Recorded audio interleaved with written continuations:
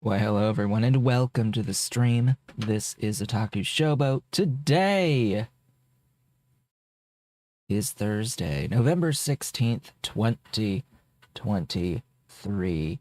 And yeah, you can just see Dolly was up there. She has now jumped down. Mrs. Cat was there. I've got Mr. Cat next to me. He's here. He's with me. But it seems that Dolly's just left me, unfortunately. Just left her. We saw her pause, and that was it. So, what's to talk about going into the day today? Well, I've been occupied by Honkai Star Rail because they updated to version, what is it? What's this version? 1.5? 1.5 is now the newest, latest version of Honkai Star Rail. They did their patch downtime Tuesday evening. So yesterday was the first full day of the new content with the new event and all that spooky, scary stuff in this particular update, just in time for after Halloween. We get our spooky, scary content. And, yeah, it's fine. I went through it. I, spent the whole day yesterday playing that game and not Factorio. So I didn't actually do too much in Factorio in between streams. Because, yeah, I was occupied by Honkai Star Rail. Now, I would be okay with getting the current character that is available. Hua, Huo. She is a healer / also buffer, and it can be very good with certain teams, and I would like to have her, but it's not a requirement. Basically, I've decided at this point that I will do my polls until I get a 5-star, and if it's her, great. If it's not, fine. And that's just how it's going to be.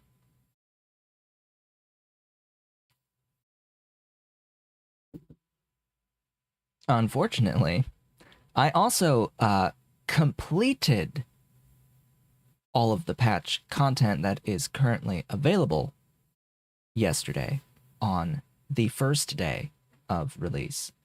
I sort of did all the stuff, all of the things. There's a tiny sliver of the highest skill requirement stuff that I would need to do, just like an extra little star on like 3 things to get, but it doesn't give me the important things, which is currency to do more polls. I've obtained all of the currency to do more polls, and I've gone through all the story content and done the extreme vast majority of the stuff, including gotten all of the limited time rewards of the permanent content. Because that's what this is. This is a permanent content update that has extra rewards during the event period. Because that's what Star Rail tends to do these days, is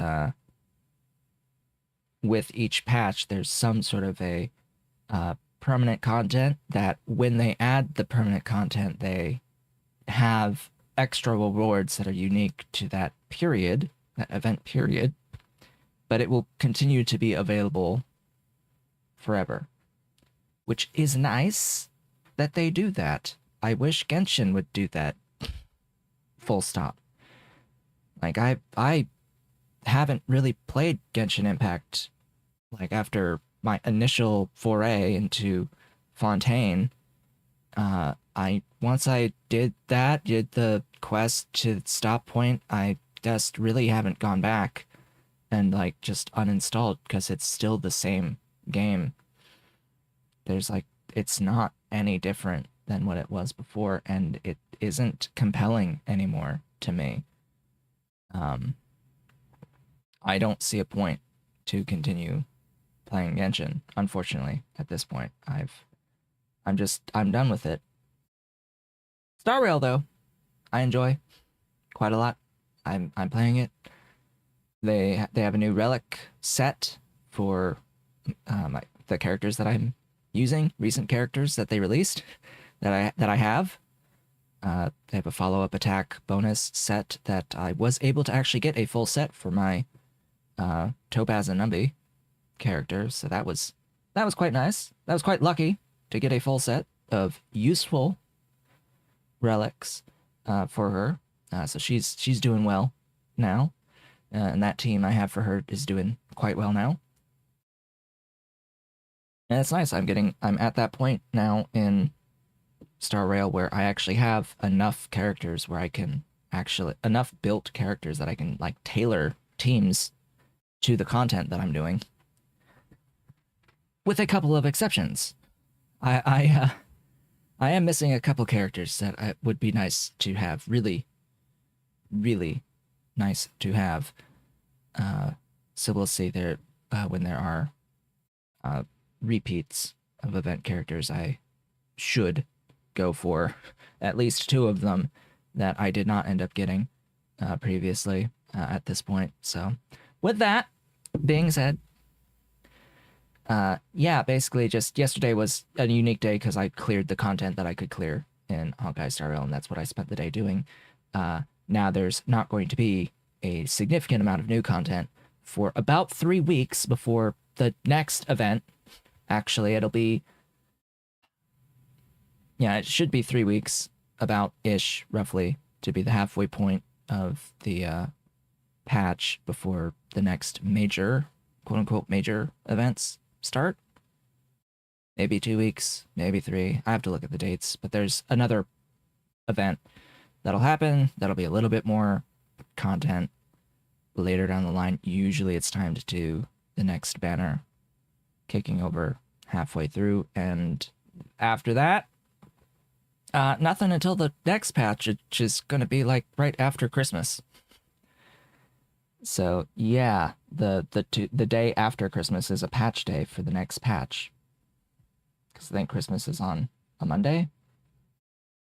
December 25 is on a Monday this year. My birthday is the Friday before, so yeah, there's that. There's that too coming. So Factorio, hi, we're here. We can begin, and we can immediately see. We can immediately see the fact that I now have advanced locomotives. We can immediately see the most advanced of the advanced locomotives. I have them. I have access to them. I have 36 of them in my inventory with about twice as many of each of the wagon types. I have not begun the process of upgrading my trains,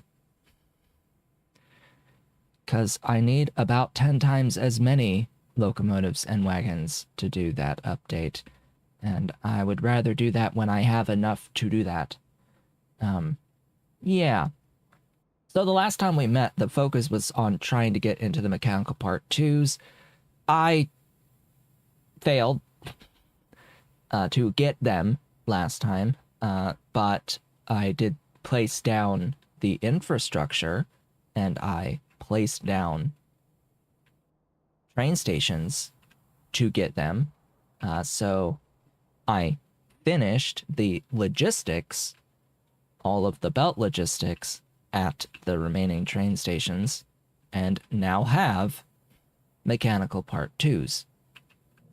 And I even put a limiter on the bulk rail loader here, so it only stores like 3 stacks, 100 units of the stuff, and yeah, it's there now because I need the ingredients for other stuff, aka I need the ingredients for the stupid advanced locomotives here.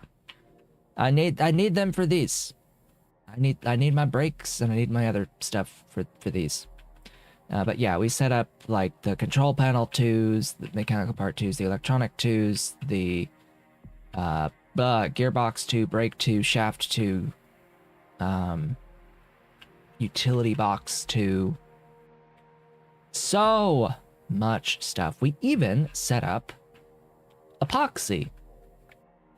We set up epoxy on top of everything else, and EVA, and Nextlit batteries, and Nextlit antimony alloy. So yeah, we got a few things. We got a few things last time. A little bit too much for a stream that was not extended an hour, which is why I did not end up actually finishing during the stream. Not finishing completely during the stream. In between streams, what I have done outside of, you know, being able to build advanced locomotives is, well, red belts have happened. I have the red belts. They're going.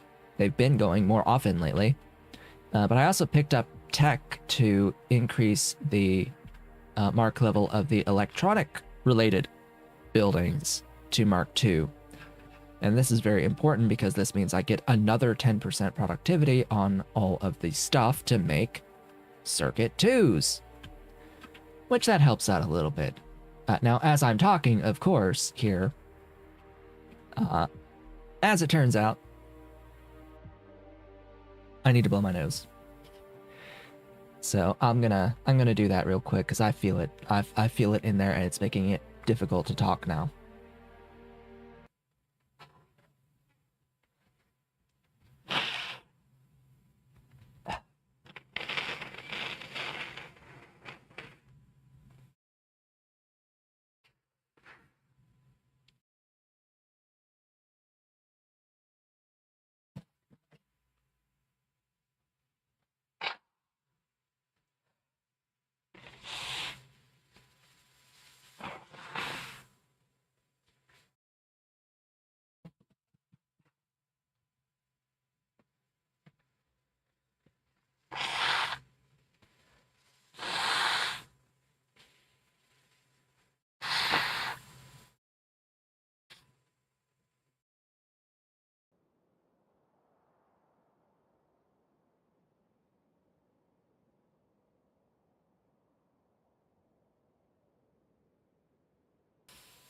So of course I hit the wrong mute button, but whatever. It's blowing a nose. That's all it is. At least we don't get to see it.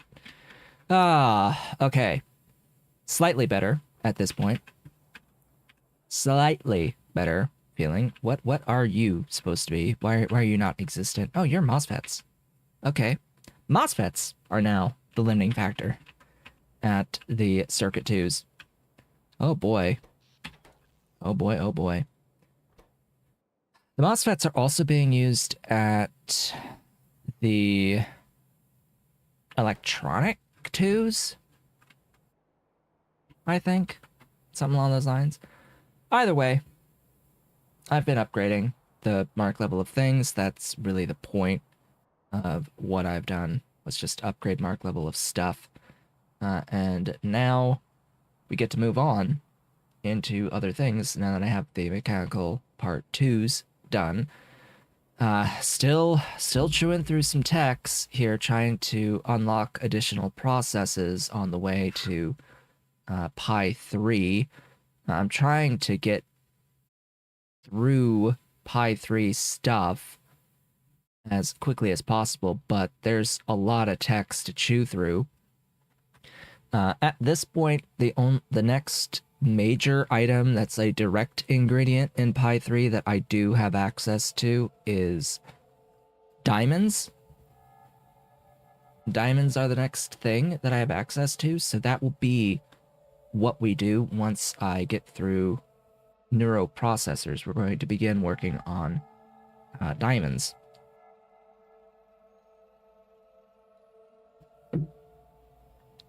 Now, the current tech I'm working on is aerogel. That will be important to obtain somewhat quickly. I'm going to need it anyway for some other stuff, including special small parts, so eventually. But yeah, that'll be that. It'll be nice getting through a lot of these other techs, because, you know, acrylic is a direct ingredient in the stuff. as is tributyl phosphate. And then graphene, very important to get into circuit 3s as well. But it seems I will need it. Alright, so why do we need to pick up graphene tech to do this? It's because it's done in the molecular assembler. And you need this tech to get the molecular assembler. Okay, that makes some degree of sense. Do I need graphene? I need graphene for great alien samples. Okay. So circuit 3s won't be so bad, actually. It won't require as many brand new processors once we do get it unlocked. Simply because we'll have the graphene. That's one of, if not the biggest part of circuit 3s is graphene, and then we'll already have diamonds as well, so yeah. And we'll have the aerogel, so it's like all that stuff that used to be stuff that was like purple level. A lot of it's been moved up earlier. So now it'll be quite nice. It'll be quite nice to be able to just get into the circuit 3s seemingly a bit quicker once we unlock it.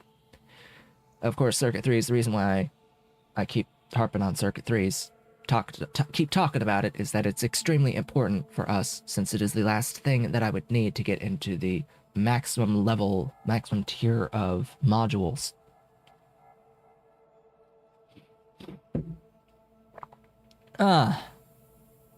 Anyway, we need to do the Nextlit matrix first for this. It'll require 3 ingredients. The rest of the stuff is on site. So let me figure out my new layout here. Where do I want to build things? I placed more rail lines down, if you hadn't noticed. We'll do this on this side. Right there. I'm still sniffly. My goodness. I'm gonna blow my nose again, and this time and this time pay attention to what I'm eating.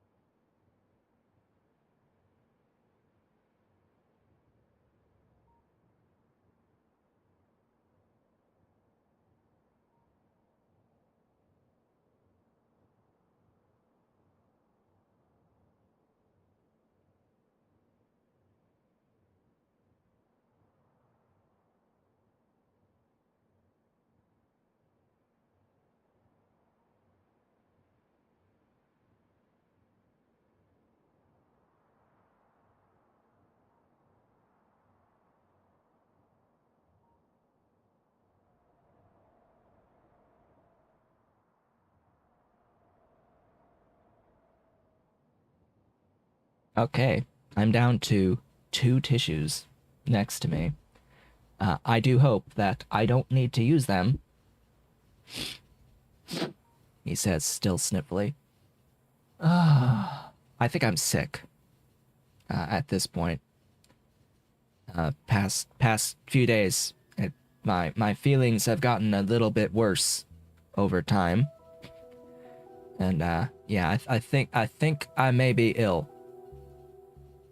And I am, as I'm talking here, realizing that it is actually really hard for me to put thoughts to words, or to even have thoughts in the first place.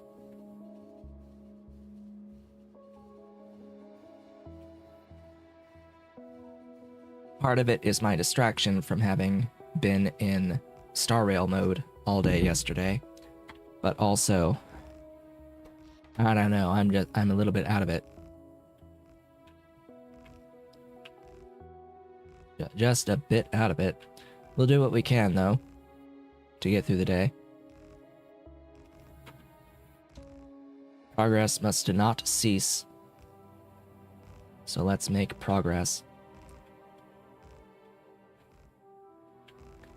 This is yet another fairly easy, simple factory. Making our next lit matrix. Fortunately, we've made the epoxy already. I had originally intended on doing this and the neuroprocessors before the mechanical part 2s, but it's fine. The order does not matter at this point. I do not need to import a fluid.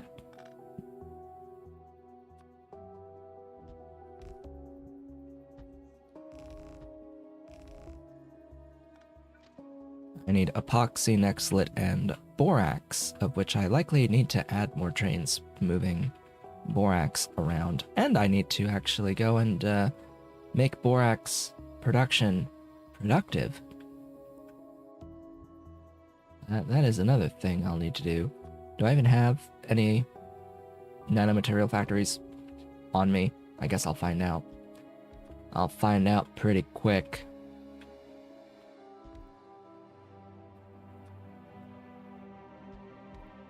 The answer is yes. Yes, I do.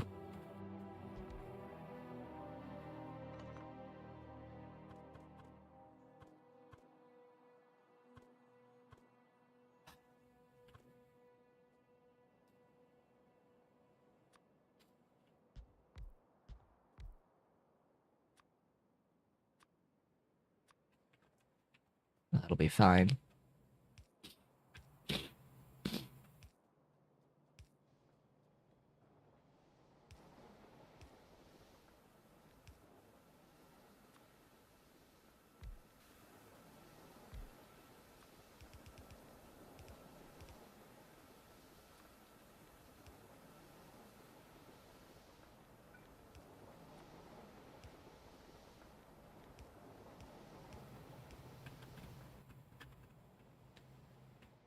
Nextlit and epoxy.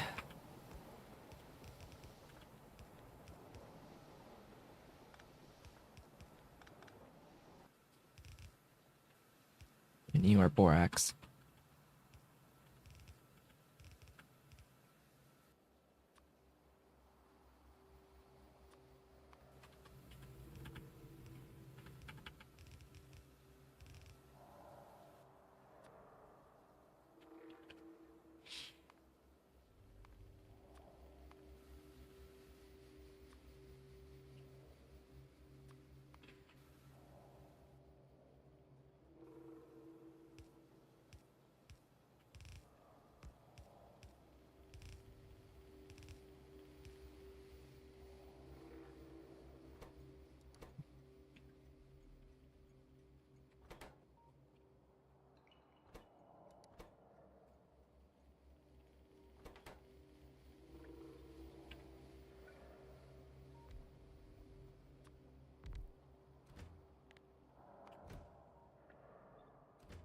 So, shall I rant and rave?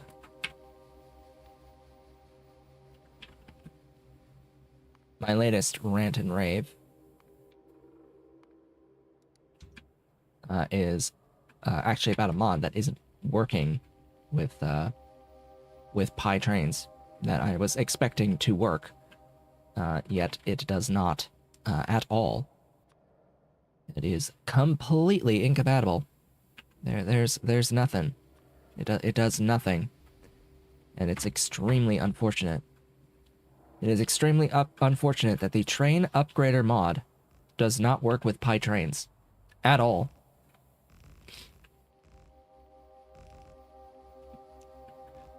Because the Pi trains are not exactly the same size as the vanilla train entities.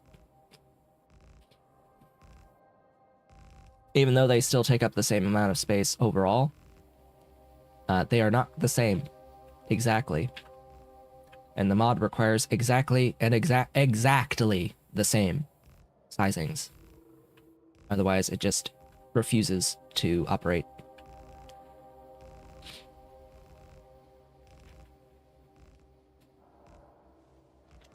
So great job making a mod that doesn't do its job.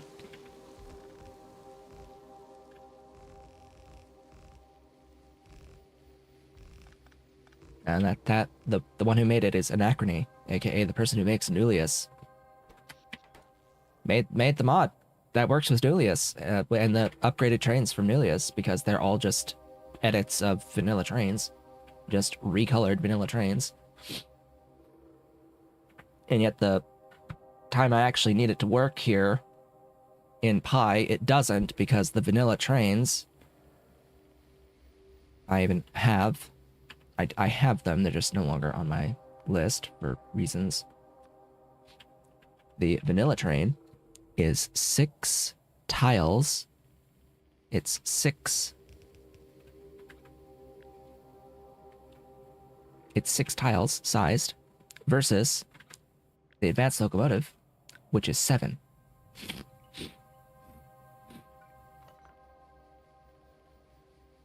Although, you'll notice that the hitch on the train, on the vanilla train, sure as hell makes it look like it's the same size.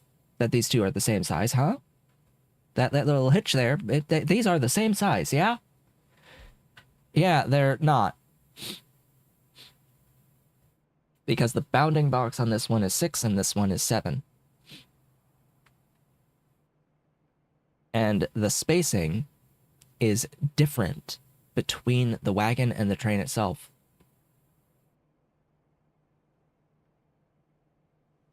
This is a 6+1 spacing, and then this is a 7-0 spacing.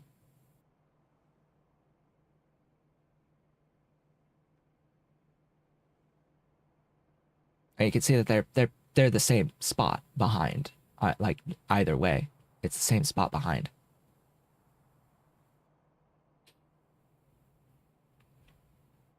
Now, of course, it wouldn't work with the cargo wagons anyway, because it also checks for the same size of wagon. Not only locomotive, it checks the wagon size too, so it won't do the upgrade to the smaller wagon either. For fairly obvious reasons, especially particularly if you have more than one standard size wagon, it won't know what to do automatically. So, but it's a matter of, you can code that in. You should have had that functionality from the very freaking start.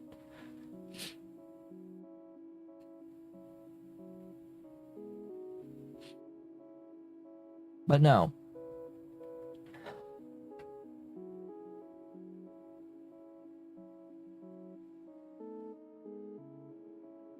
The way that the train upgrader mod works after I had a glance at the code is that it essentially is manually placing. It's like doing some math to figure out the placements of things.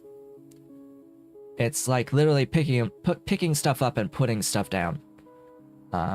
It's not a direct, there's no direct way of actually just upgrading the wagons, unfortunately. It has to pick them up and put down fresh stuff. So it needs to know the exact position to put down the fresh stuff.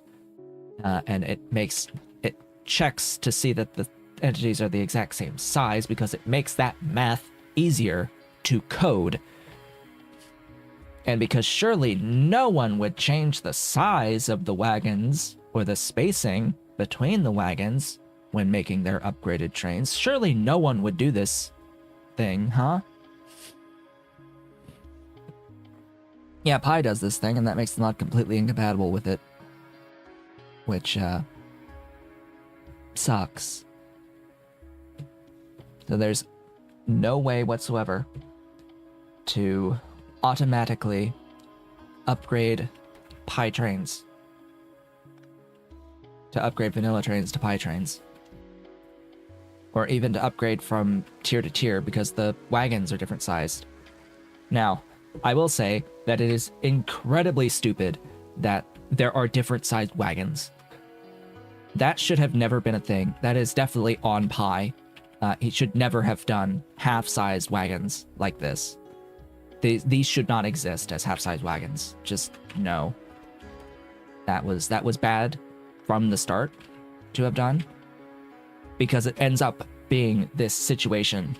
Because it makes this situation happen where it just completely confounds actually doing the upgrades.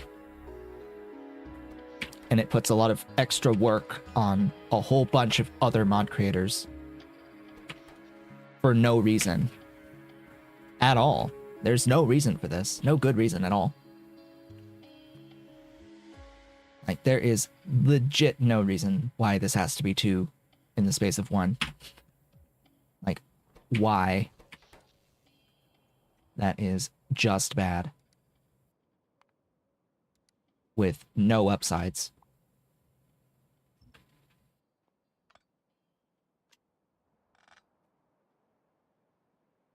I don't need a fluid for this, right? Right. I need to make local steam for this, but otherwise...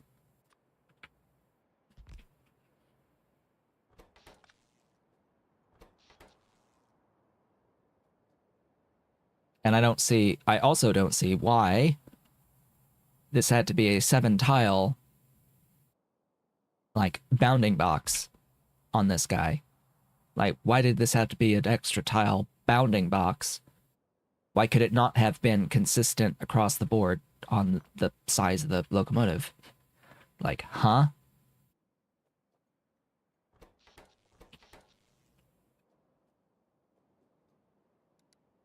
Anyway, this is going to be a big station.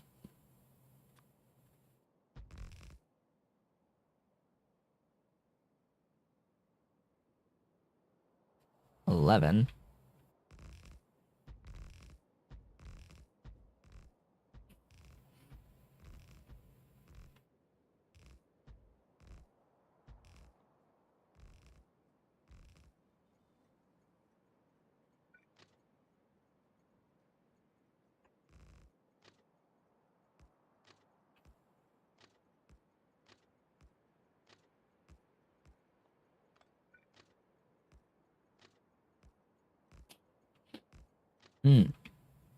Gosh.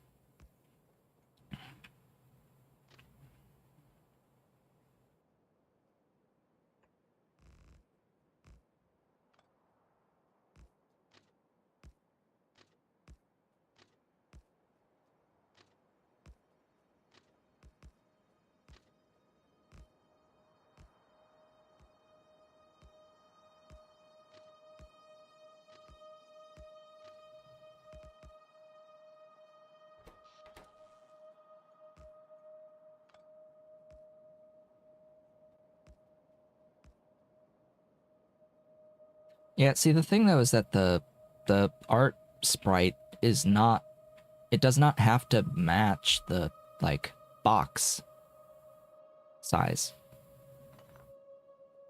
Like, you don't have to have the art match the thing, right? Pretty sure?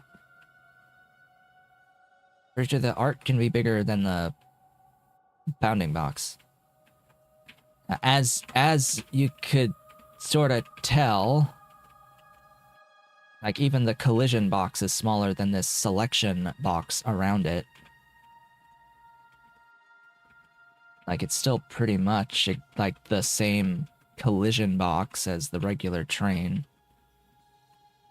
Like, I don't even know what this extra bound is supposed to represent. Like, it's because he didn't want to have a hitch. Even though it should have a hitch. Like, there's no reason why it should be contiguous.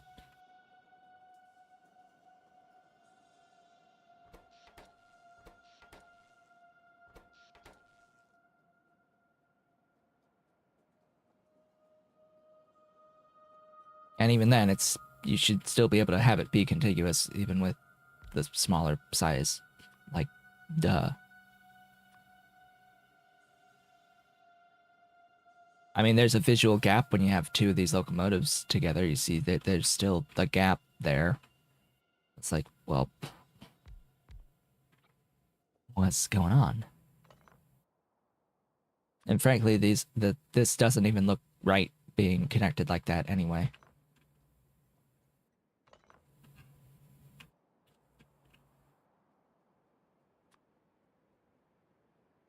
Okay, yeah, so my head is, like, not great right now. Not in a great state. I am still finding it very... Really? I didn't have any data arrays. Well, let's go get some data arrays.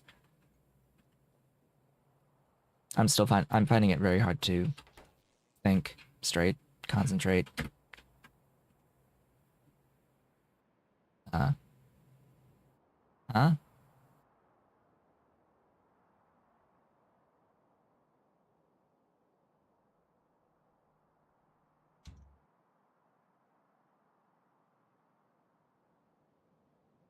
Where did I park?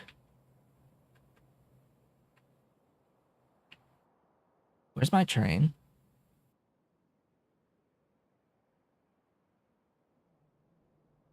Did I just, like, add 2 things to my train?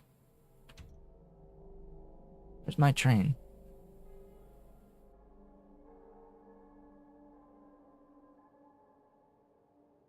Okay. I must have, like, just decided to use mine.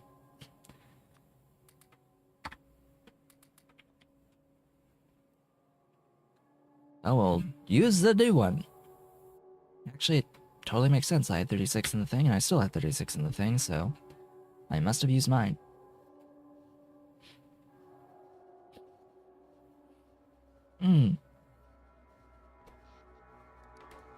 Sinuses are only starting.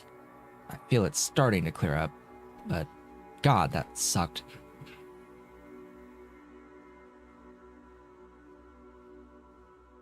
Congestion sucks.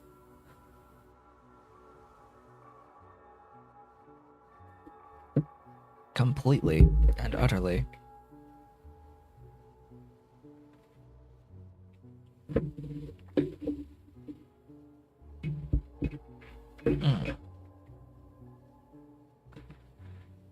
So we're gonna get this done, and once we get this done, we'll begin work on diamonds.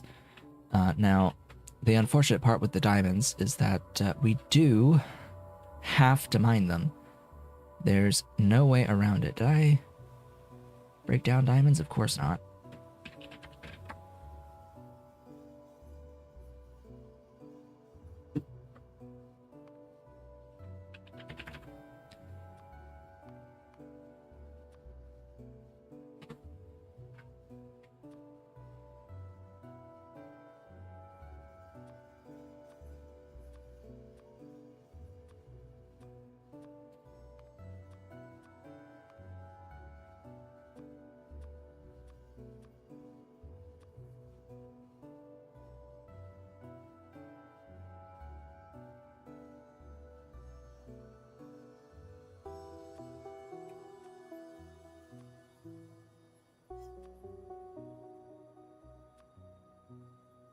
So there is a way to get into here, into diamonds through Simic blood, but we don't get access to Simics until the next tech level, until Pi 3.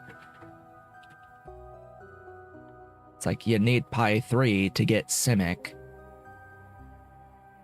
to have a path for blood. And then this doesn't even have the recipe that gives you the Simic blood into the diamond stuff. That's here. That's at production science. Like, really? We have to mine. There's zero way around having to mine. I think it was this one is the way. Diamonds are a little bit convoluted.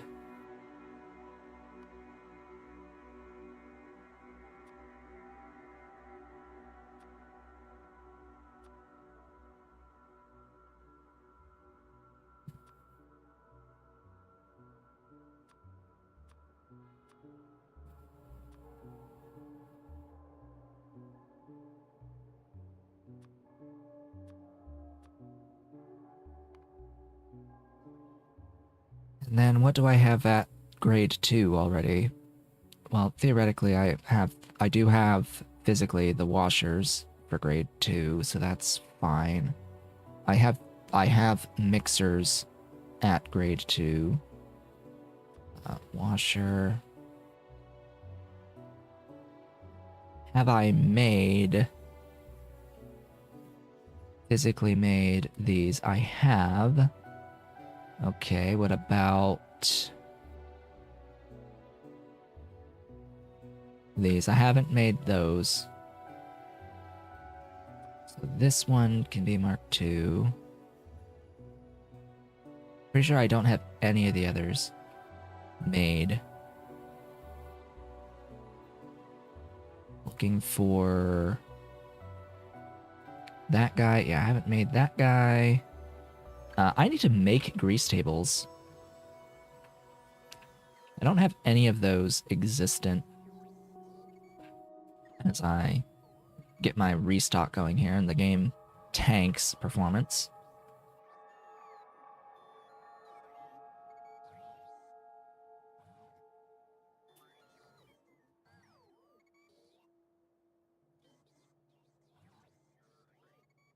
Well, we has cat. Hello. Hello, cat. Hi. Hi, baby. What'd you do, cat? What'd you do? Come on, scoochies. Boop, boop, boop. He pushed a button. He pushed a button on the air purifier. I've got one of these, and yet it's still, I still get my allergies. Yes, Mr. Cat's rubbies. He's rubbies. Yes, he's nuzzles. He's nuzzles. He's Mr. Nuzzles. Mr. Nuzzle Cat. He's a nuzzle cat. Oh, here, go back with that. So we can actually get to see the Nuzzle Cat. Mr. Nuzzles! Yes, big boy. Big boy is here. There's a big boy. Oh, he's a big boy. He's a baby. Yeah. So my phone, I'm so annoyed by the fact that these stick out from the back that I have actually just bought a case. I've just ordered a case for this because I cannot stand these camera lenses sticking out of the back of this phone anymore. It's just, I cannot. My brain cannot with it. It must sit flat. And the only way to make it sit flat is to have a case. Even though I really don't want one. And I really hate the concept of having to spend even more money on the phone. I need a case to make it sit flat. It must sit flat. That is beyond excessively annoying. What else is beyond excessively annoying in the modern phones is having to constantly keep inputting my PIN despite having biometric unlock. Like, the whole point of the biometric unlock is to not have to put my PIN in every time. Like, I'd rather not have any security at all than have to keep inputting my PIN, even if it is every 4 days, to do the thumbprint one. And there's no way in hell I'd be doing it every day with the face recognition. I turned off the facial recognition on this phone. I completely turned off because it was asking way too often to put the PIN in, and I would not have that. I don't want to do that. And frankly, yeah, I would rather just not have any security whatsoever on the phone than have to keep inputting the PIN over and over and over and over and over and over again. And yes, even once every 4 days is 4 days too often. Beyond 4 days too often. It's infinitely too often. I want to input it 0 times ever again. Just use my goddamn fingerprint.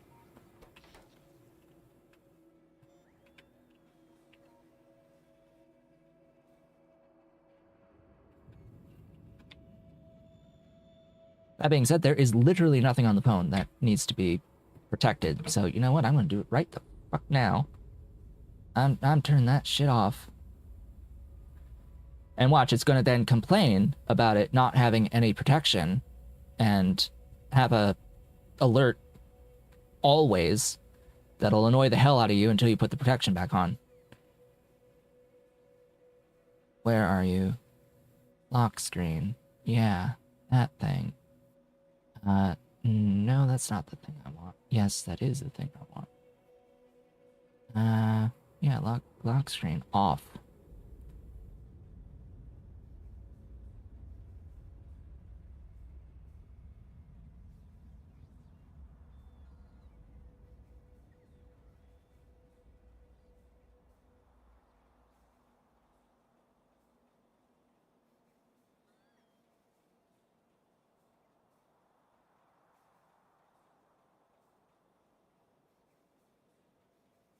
How do you turn it off?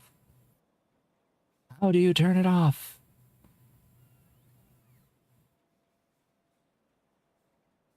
Do they not even let you? Oh my god, do they not even let you?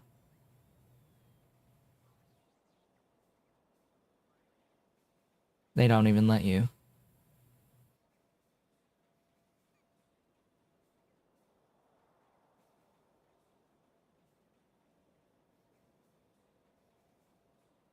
Wow, that's bullshit. Complete and utter. Okay, there we go. There we go, I got it. Nothing. Nothing. That's what we're doing. We're doing nothing. It just phone goes on. Ugh. It isn't immediately apparent that it's a list of things. Where it's like it lists out like the pin, password, and screen swipe. And it's not immediately apparent that you choose from this list which one you want, because they all have separate like settings on them. It's like they're buttons and not check marks. And that threw me a bit. So yeah, now it's just swipe and open. Because fucking putting a pin every single fucking time. I already got rid of it on the on my tablet, because it's way too annoying. Despite it having the fingerprint reader on the power button, so you don't have to actually push the power button on it. Back. So with the tablet, the Max 11, it has a fingerprint reader built into the power button on it, so that you can just touch. You don't have to physically push the button. You can just touch it to have it unlock the device. But the same stupidity applies of having to keep putting your pin in when it has the fingerprint enabled. It still wants you to put the pin in. It would be fine if you only had to put the pin in when the device restarts. That's what it was like with my previous phone, the Galaxy Note 11. Note 8, excuse me, not 11. The Galaxy Note 8 that I had before would only require me to put the pin in after the device was restarted. And that was fine. Only when the device restarts. Now, the recent Android versions took the absolutely insane approach of requiring you to put the pin in after like a certain amount of time, despite having the biometrics enabled, and that is several steps too far. There should not be any case whatsoever where the user feels that it is better to just not have the security, as is the case just now. There should not be any circumstances where having no security feels more convenient than having any amount of security.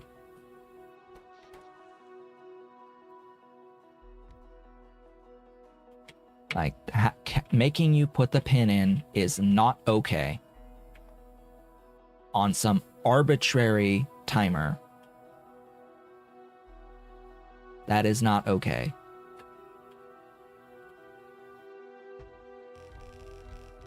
it is also not okay to stick your freaking cameras out the back.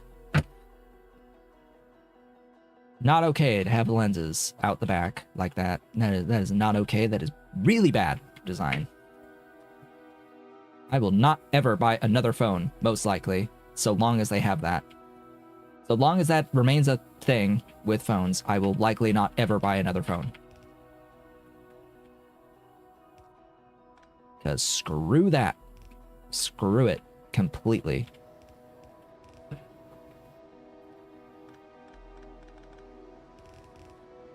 Oh, but people buy cases anyway. Most people buy cases. I don't give a shit. Whether or not most people buy cases, I don't buy cases. I should not be forced to have to spend money on a case to make it sit flat.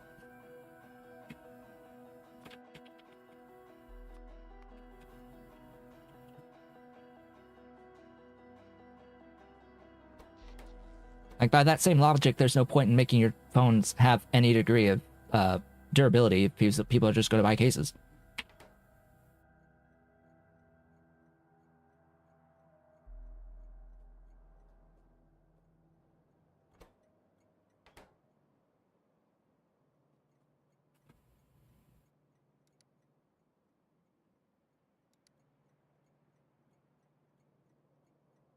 Anyway.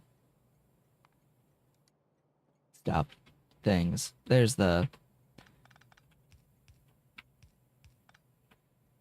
seaweed in. Still gonna use the yellow belts. Basically whenever possible. Because they are cheaper.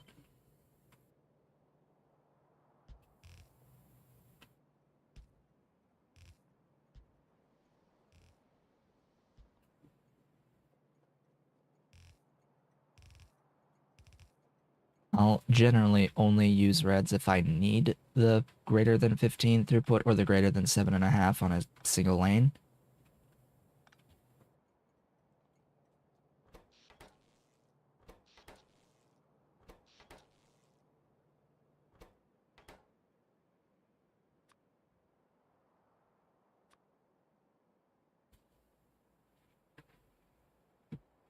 Yeah, like if the camera lenses require extra depth for the phone,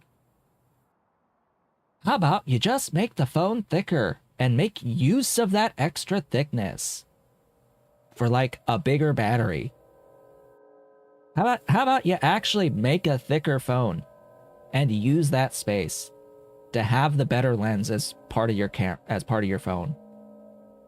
Don't make the lens stick out the back and then waste all that extra potential space. That is so dumb.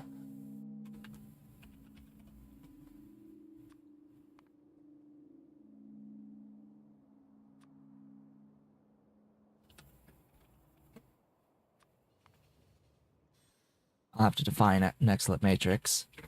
I'll have to unstack brains.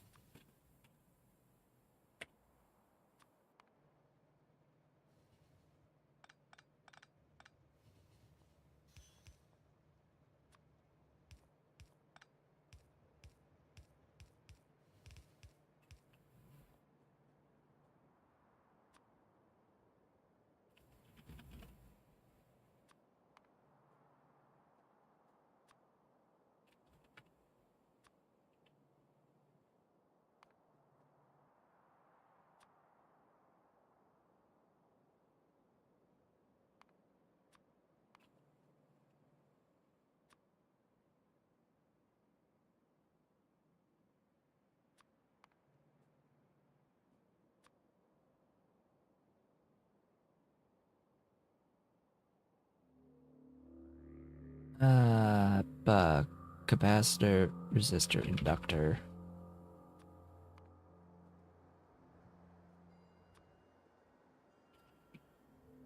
PCB 2s.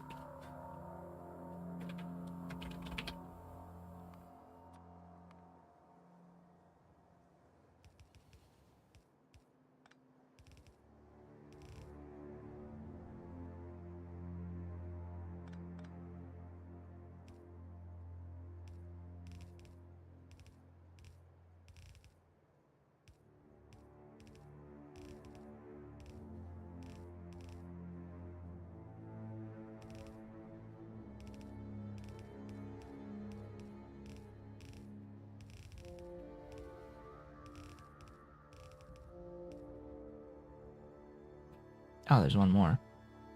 Right.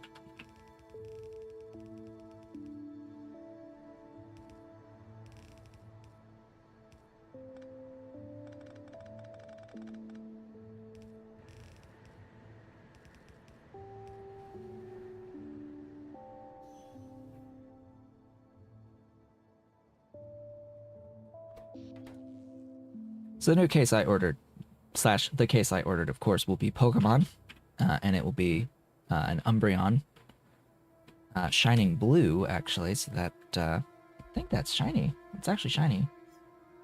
Is that the shiny Umbreon? What color is shiny Umbreon? I thought it was blue. Yeah, it'll be a shiny Umbreon. That'll be my phone case.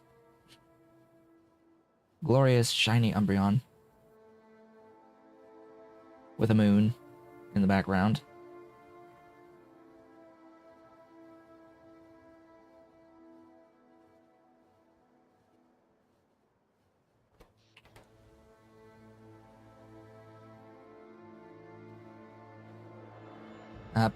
It's a simple-ish thing.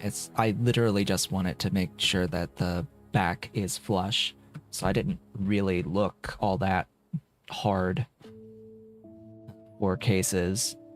Like, I really was not interested in it for protection at all. I literally just want it to be flush. But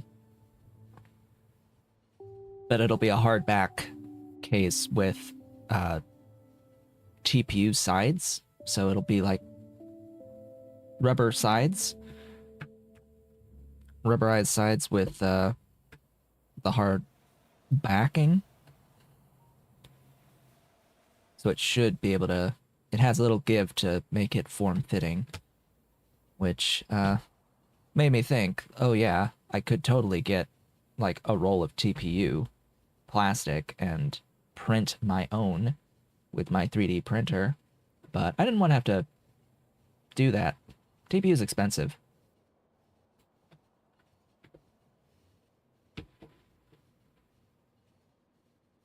TPU is on the expensive side and has other issues that make it a bit more difficult to work with as a printing material.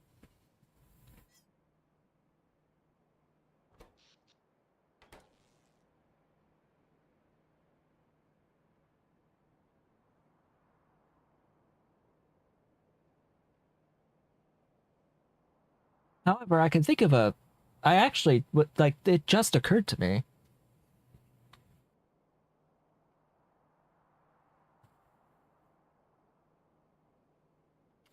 TPU printed covers for, like, game cartridges for the bottom, like TPU rubberized type thing, stretchy cover for game cartridges.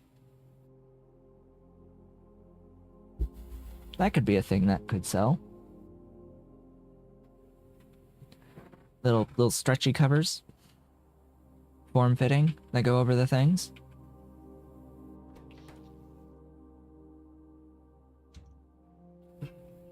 Ah, boga burgers.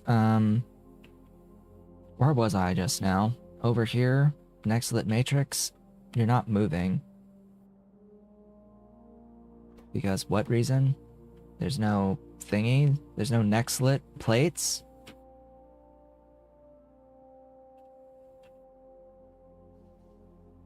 I'm leaving, I'm going back.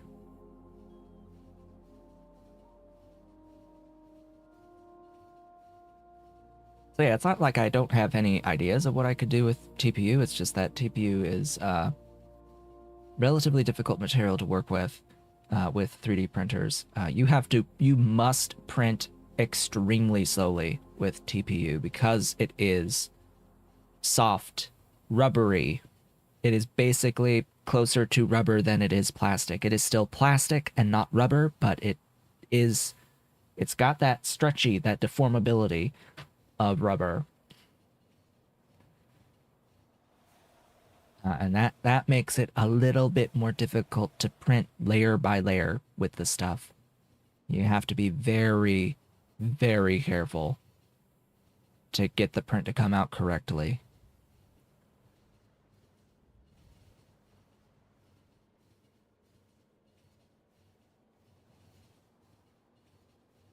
Speaking of getting the print to come out correctly, I've been experimenting with different print settings, and you can see those lines there, those vertical lines on the top one of these a little bit more than the one on the bottom. Let's just say that the one on the bottom has printed a lot better than the one on the top. The one on the bottom also printed a few minutes faster. The one on the bottom printed a few minutes faster than the one at the top. So not only does the one on the top look worse, it also took longer. Which is somewhat weird considering that it is printed with... They're both printed with about the same flow rate of plastic. It's just that this one was printed, the one on the top, printed with thicker lines than the one on the bottom. Thicker lines and slightly slower speed to compensate for the thicker lines. And it was printed at 0.6 millimeter line thickness, whereas this one that was on the bottom was printed at 0.48, so 0.6 thick line width. Specifically, let me be very specific with the wording. The line width on this one was 0.6 millimeters, whereas this one it was 0.48. They both had the same line height of 0.3 millimeters. So line height being equal, the 0.48 printed faster overall. Like, really?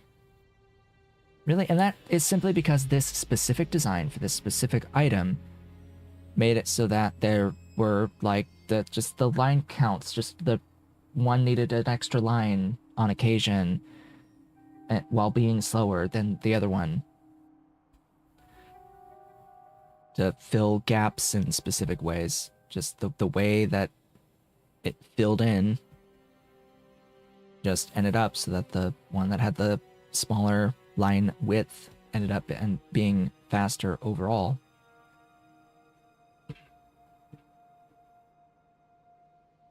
But yeah, weirdness. There is sometimes some weirdness. Where did I even have these notes? I made notes about it, but I don't remember where I made them. Ah, there. Yeah, it took 59 minutes to print that one at 0.6 mil thickness at 55 millimeters per second speed versus the other one that was 0.48 line width at 69 millimeters per second. That one took 51 minutes total versus 59. So it saved 8 minutes. Like, really? But the flow rate is like the same. I calculated it. The flow rate is like this is the same. For the most part, between those two. 0.3 times 0.6 times 55. Not times 55, excuse me.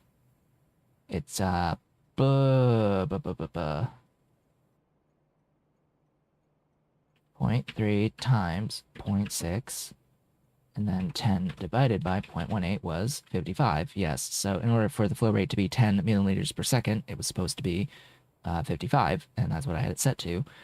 So then at 0.48 and 0.3, it's 10 over 0.144, so 69, and that should have ended up being the same flow rates. Should have been the same flow rates at 10 millimeters cubed per second. Maximum volumetric flow. Anyway, what's going on here? Did I set this correctly? I did, and yet it's still not coming. I do need to define this though, and like have these stations. These are named, right? Yeah.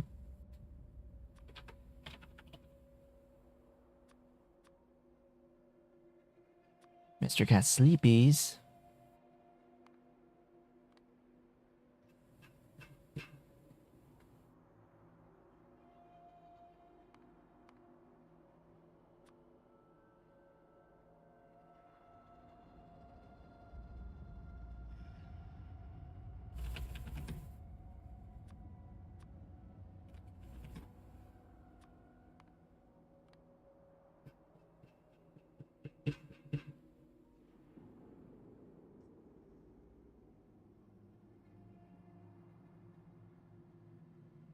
I didn't do the thing yet, did I?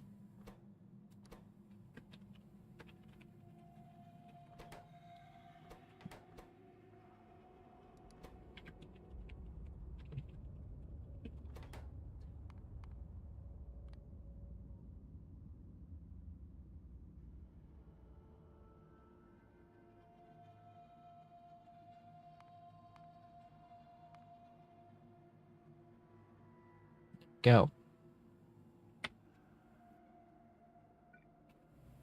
Gib locomotive.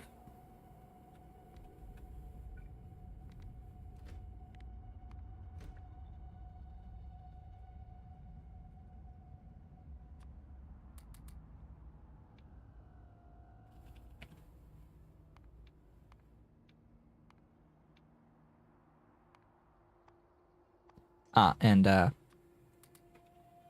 I have updated all of my fuel stops. I did that between streams, don't worry. I went and I updated my fuel stops. I believe I hit all of them.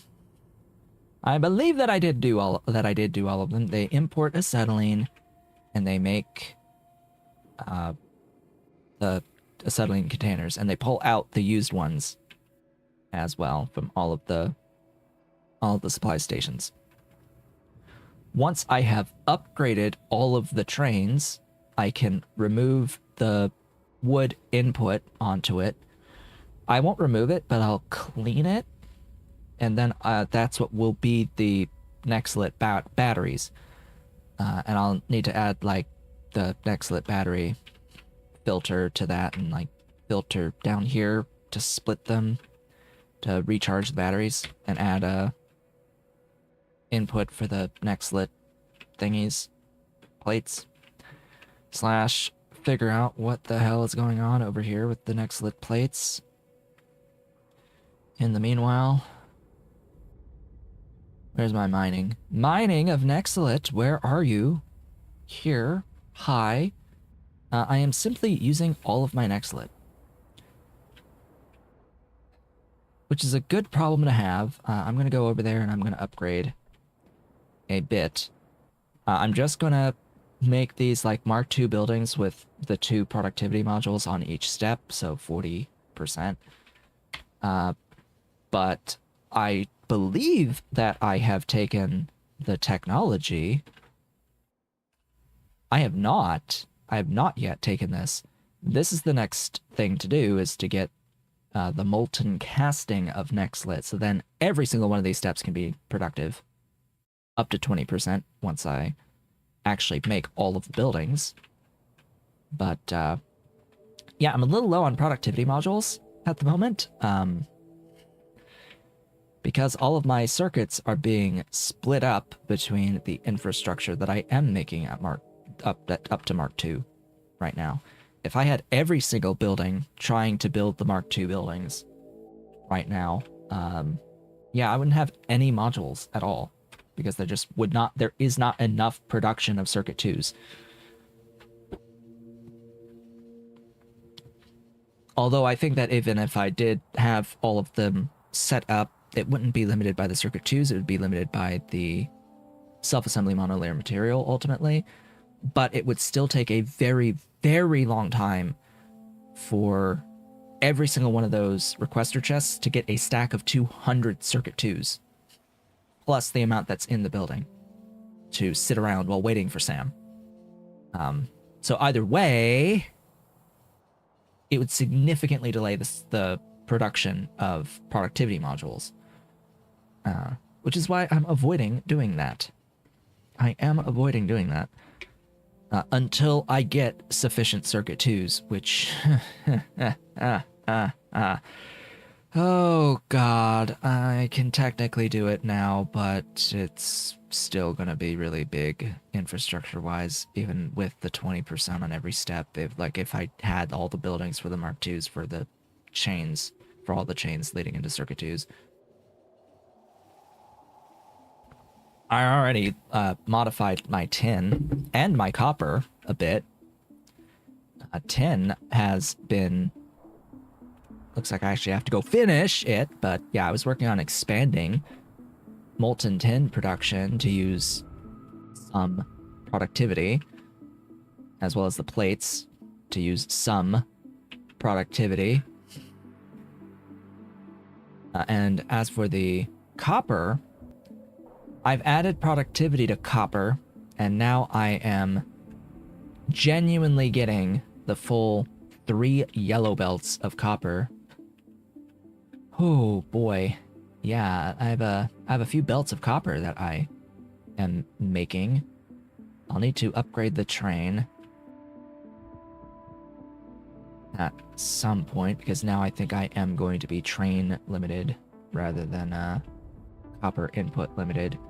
Yeah, as it turns out, the way that I had originally built this without the productivity modules, I was actually short an atomizer and didn't even realize it for the whole time, even before adding the productivity. It's like, okay, well, fine, whatever. So I added all the productivity. I made sure that I actually had all of the correct building counts, including the extra electrolyzer for the oxygen that was needed. Any hoozles, these are not productive. These can't really be productive. These operate by script. But hey, we've got our buddies. Our buddies are digging. Our little digosaurs are digging. They're a digging. Digging, digging, digging. So I will need you and you. How many of these do I have here? 15. All right, so we'll need 8. 1, 2, 3, 4, 5. 8. Delete those.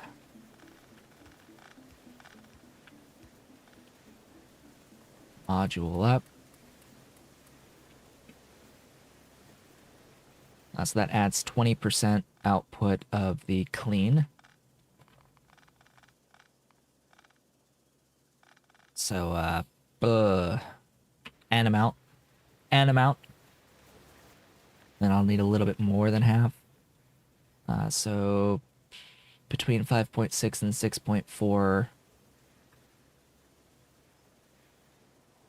3 to 1.2.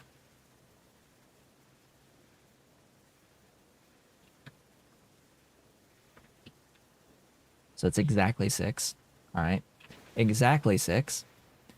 If I need you to process exactly 6 at Mark II, how many do I need? 10.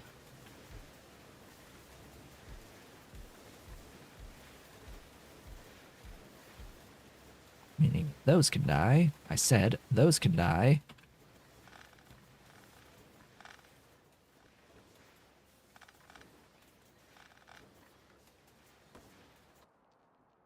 And that'll be another 20%.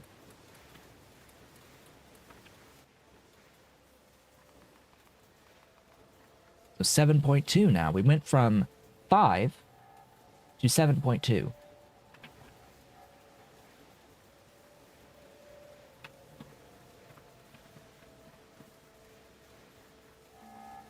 Which is, oddly enough, a 44% improvement. Pretty sure it was 5. It's 3 to 1, so 15 over 3 is 5, and then it's 1 to 1. So what was 5 now should be 7.2, because we get 6 here. We'll get 6 here, and we get 6 into 7.2 for here, and 7.2 minus 5 is 2.2, and if you divide that by 5, multiply by 100, that's 44%, and not 40. Weird, right? How that works, but yeah, that's how that works. I should probably have another locomotive working this, but whatever. Is fine.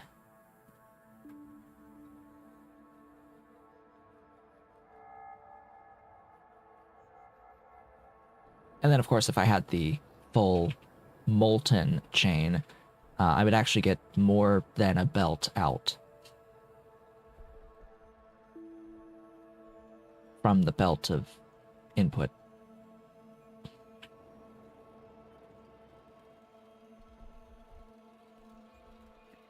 And no, I do not intend on changing the mining anytime soon.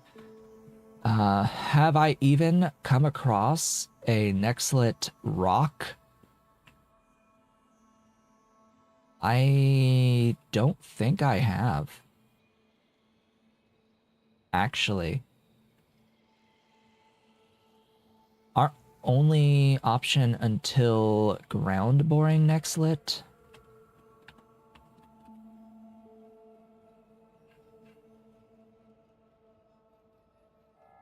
is to get it from tailings.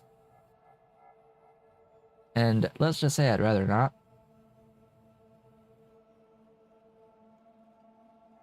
That's at excavation 2, which is production science. Purple science. We have to wait all the way for purple.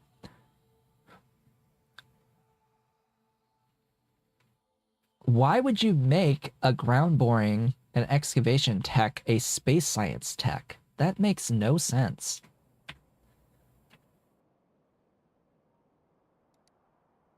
If anything, all of the ground boring should be one tech available right from the first for this. 7.4 is fine. It's fine. It won't matter. Like as long as it's not above 7.5, that's all that matters. Yeah, the inserters, I'm not worried about them being able to output from here fully. Not at all worried.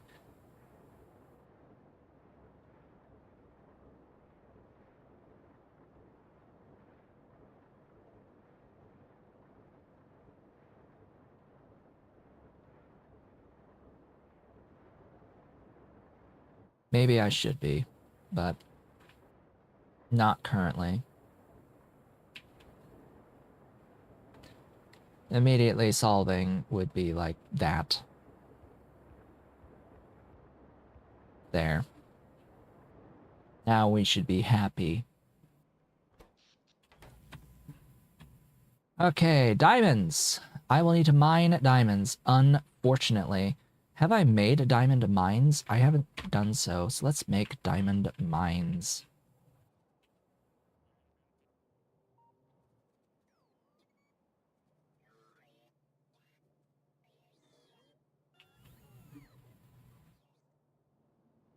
Once I get restocked.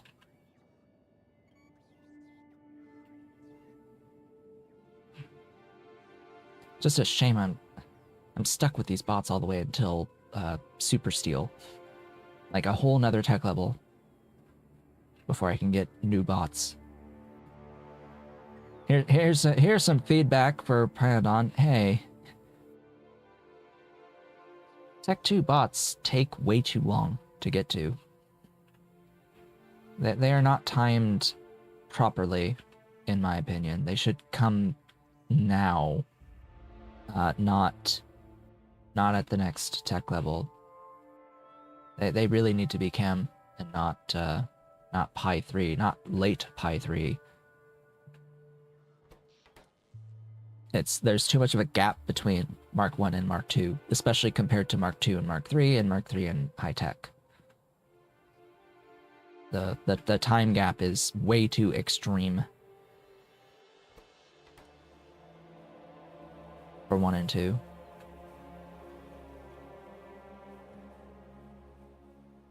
Alright, diamond. We must do the diamond. Make it a diamond. Oh, you need those. Ha! Well, it's a good thing I made those. It's a good thing I made mechanical part 2s.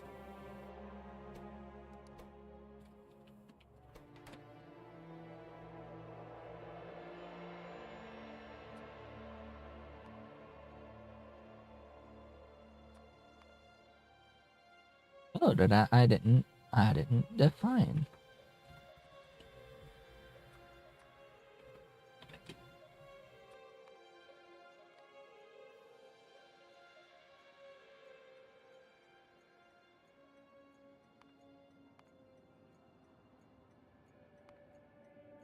Come on down.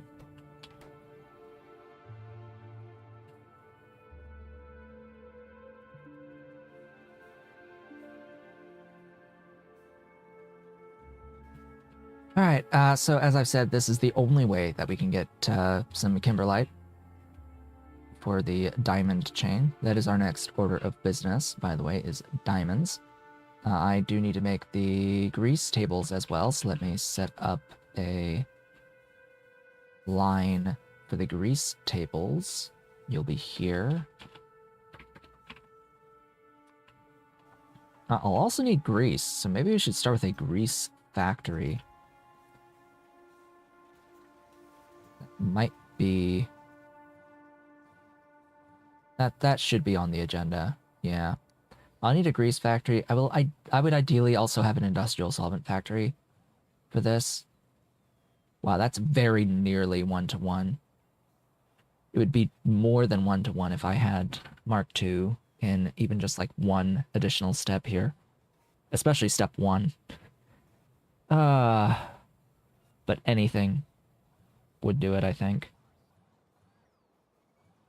You big boy. Yeah, big Ali. Are you gonna roll off the table? Are you gonna roll off the table? You've done it before. You'll do it again. Yeah, we'll start with that because we have to wait a little bit to get the mine as well as the grease tables. So let's start with grease. Since I have organic solvent online, and I can just get soda ash, and I can just get the slaked lime, and I have sulfuric acid online. Like, all that's fine. But I do need grease. How much grease? 15. Wow. Soda ash can be done local.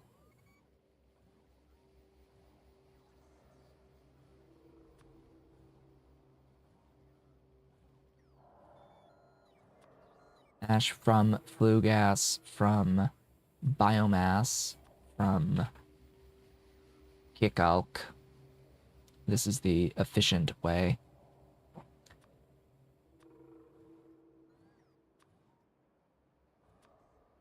Make the limestone. Make the water local. I'll make the saline local. Slaked lime. Well, I have to make the lime anyway. But seaweed is cheaper. Although it would need solid fuel. Extra solid fuel. So I might just be okay off of lime.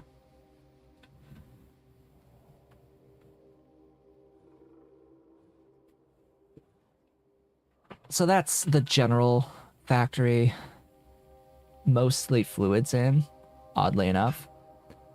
But I will want grease and I will want industrial solvent.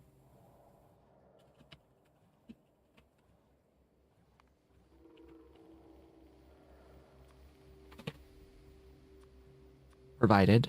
There is a place already where I'm making industrial solvent. I could upgrade it and add it to the train network where I'm doing this. I do not have anywhere near enough organic solvent. That's wonderful.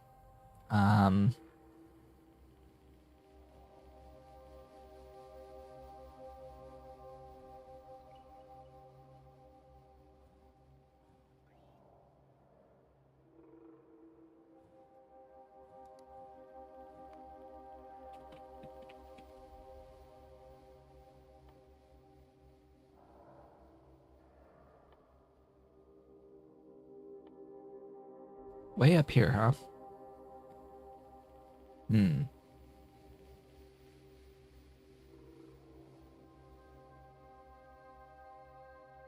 Hmm.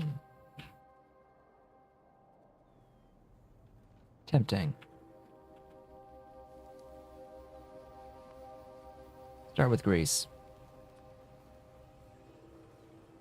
Oh boy. Yeah, that's a must, huh? Yeah, that's one of those musts. God, it sucks how they removed the versions that don't use coke oven. Except for this, which is weird.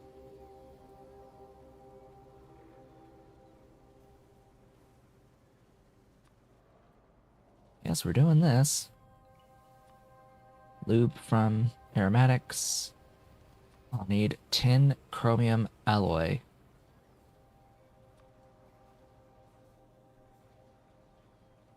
Well, there we have it. Do I provide this? I don't think so. I'll need to make it. Oh well.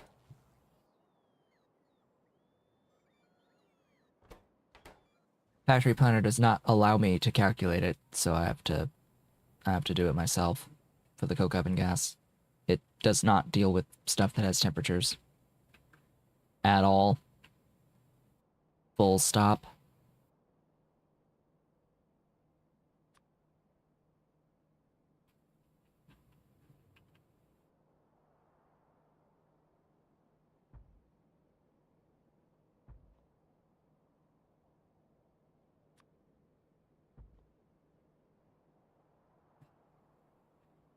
All right, going over here.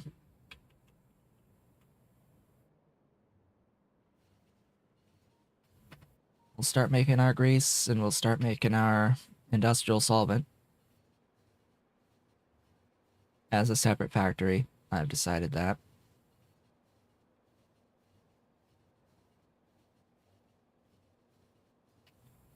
The industrial solvent will need the soda ash, so it'll need the ash. It'll get the ash from flue gas from biomass from kickalk. And I don't believe I have the Mark II of any of those buildings, so that is that factory. There's stuff I could do local, like the syngas, but I don't know about the organic solvent.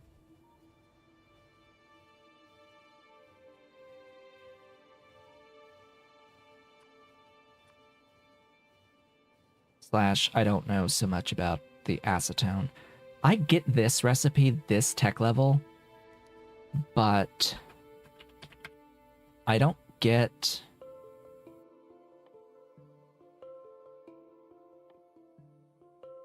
I have that cumene. Okay. Okay, that does change things. I do need this tech.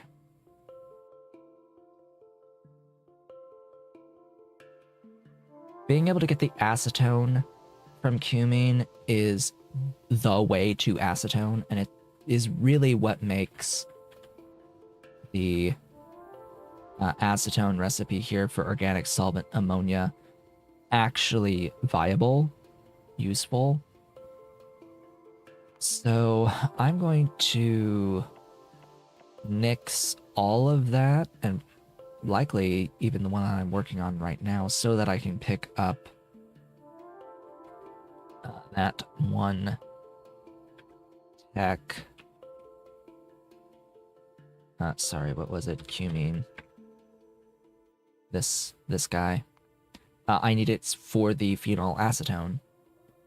I'm actually gonna stop the aerogel tech so we can work on this one.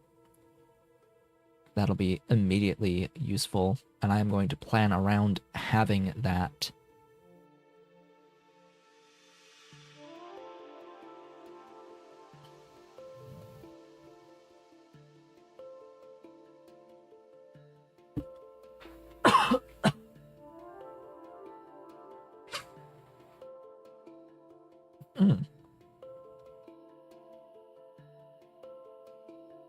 Have I mentioned that I feel like I'm getting sick? Because I'm pretty sure I'm getting sick. That just now it's my throat telling me, hey, there's a problem. There's a bit of a problem.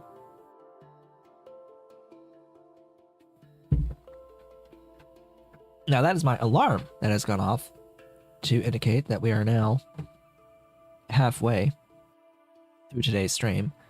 I want to do this tech tree first. Where was the thing I was just working on? You. Resume. And that and that. Then what else? I think we'll actually fiberglass next after that. Okay. It is time to take a brief break. Get up, stretch your legs, use the restroom, all that good stuff. I will be back in a few minutes to set up these factories for the industrial solvent as well as for the grease that we will use for diamonds. I will be back shortly.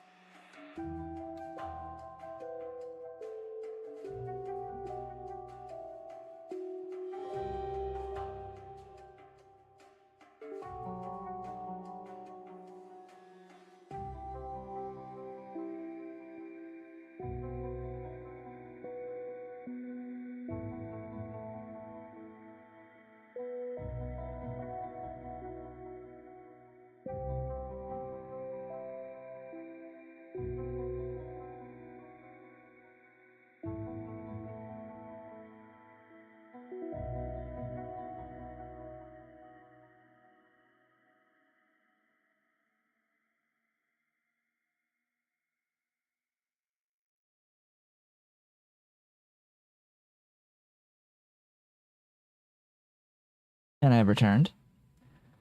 Welcome back. Cat hath left. He'll be back eventually. Oh, okay.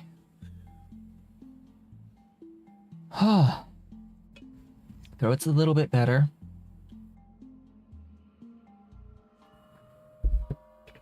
Just need to keep drinking. It just had gone like super dry and raspy and painful for a little bit there. Though my sinuses feel like they're clearing up a bit, but it's still not 100%. I'm still having a hard time really actually concentrating in it and having thoughts and putting thoughts to words. Getting very easily distracted as well. If you haven't noticed already over the course of this stream, it's unfortunate because I'm pretty sure it was the same last time as well. Thought today would end up being a little bit better, but no, it's a little bit worse overall. But hey, at least we're getting progress done. Ish. Maybe. Really depends upon this moving. Yeah, that's step one, and hey, they exist. So we have neuroprocessors. They're here. They hath arrived. They're doing good. They are doing good. Very, very nice. Very, very, very nice that they're here. We are making grease, as well as industrial solvent, and Mr. Cat is back and wants pets. He's back. Yes, baby boy is back. Baby girl is under my bed. She wasn't in the bathroom. I know she's under my bed. So she went and she got comfy. Yeah, Mr. Cat, I know. I know. You got your pets, though. You've had your pets. You got your purring. You've had your purring time already. Oh, yeah, I know. You already did this. You've already done this today. Like, when I woke up this morning, he came to my bed and he sat just like this, right next to me, started purring, getting attention, nuzzling, getting his rubbins in. Yes, you got your rubbins. You got a lot of purring time while I was in bed. Yeah, you gonna go up? Yes, you're gonna go up. You're gonna go all the way up. He's gonna go all the way up. There we go. Now he's up in the back. Ah, breathing. Feels good. Breath feels good. Nice to breathe. Nice to be able to breathe. Let's see, 2. Then another. Come on, copy the whole thing. Thanks. So we need the aromatics. We need the tar. Do I happen to have coal gas?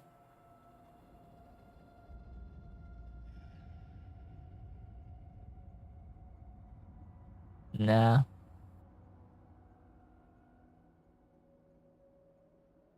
Well, then I guess we'll just have to make it locally.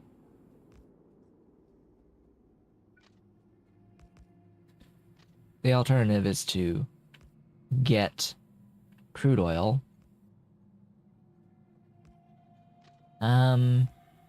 Is that a actual decent alternative? So it would be 179 with tar. What about the crude oil steam? It'd be 124 crude, which we can get on demand, but even with productivity modules, it's still going to be a lot of small parts to do that. The alternative with the coke oven gas is 110. That's still way too much. Way too much to do it that way. And that's the only way to get crude, is either through the pump jacks or through the bitumen seeps. And I don't really feel like doing the bitumen seeps. Now there's bitumen, but again, the only way that we can get bitumen is, well, I mean, technically there's that, but I need the Arcod upgrade from this tech level. This one, I need the stage 2 Arcods so that I can wax used combs. If I could do this, if I could wax used combs,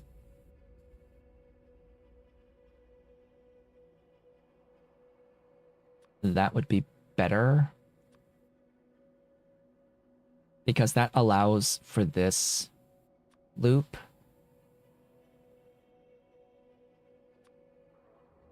That allows for this loop, which actually produces more used combs thanks to the productivity.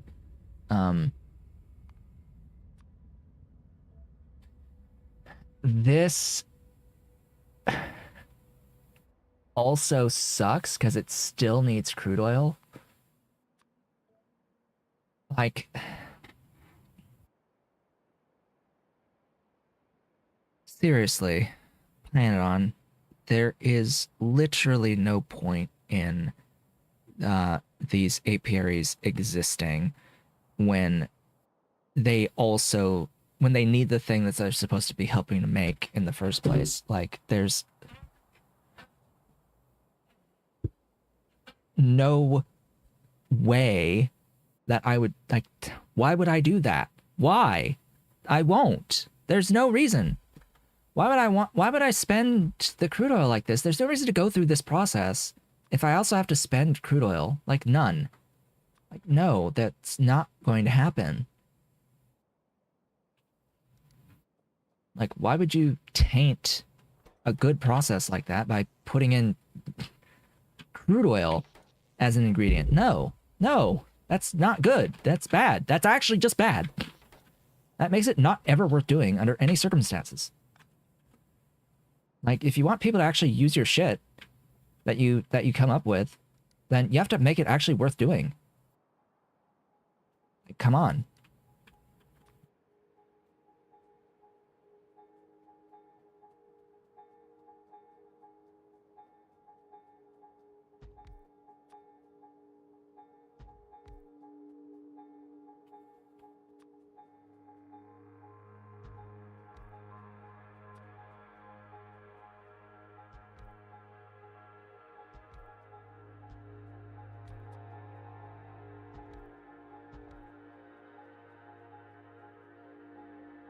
We still have to make the coke oven gas and get the tar for this, so boogers. I actually have to calculate how much coke oven gas I get out of a unit.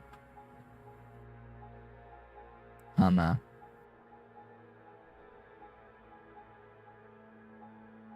much do I even get from a single one of these units?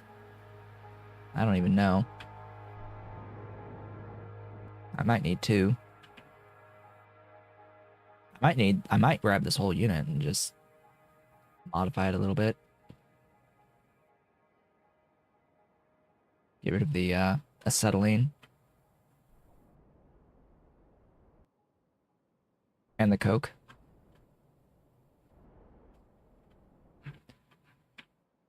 But this is already built, so I'm just gonna copy you.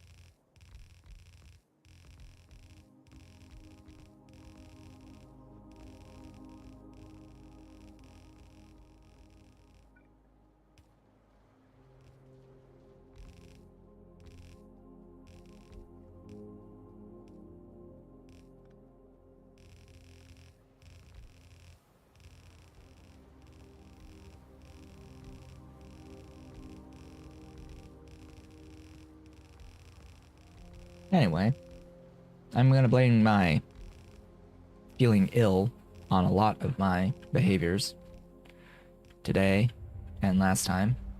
Just so we're clear. I am clearly unwell at the moment. But we'll do our best to get through.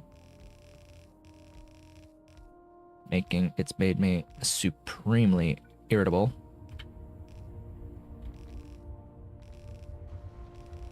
Far more than usual.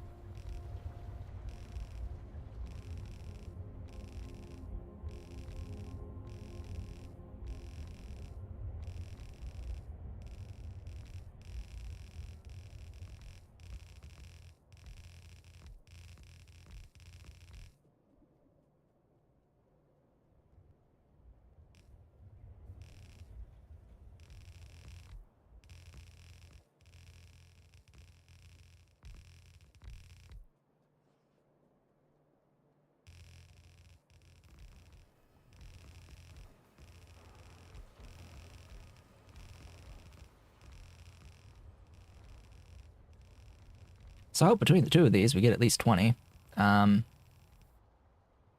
We should be. And I think I do need the second one. I know that it did say 33.3 here, but that's not the actual amount that I'm going to get out from these. It may be that I do get 20 from the two of them, but there is some loss in here from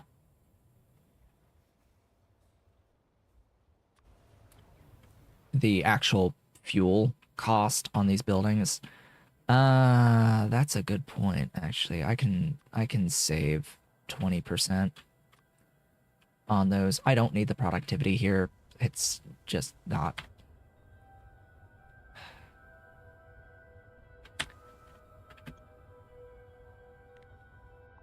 If I have the efficiency, the 20% efficiency, then yes, they should absolutely be outputting more than 20.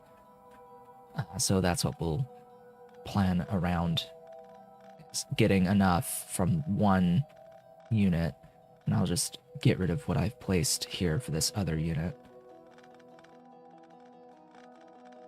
Now, I could use the other unit to make tar.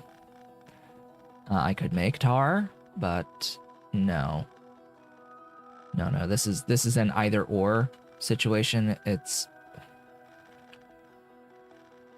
I know that to make that much tar is going to be not kind to me.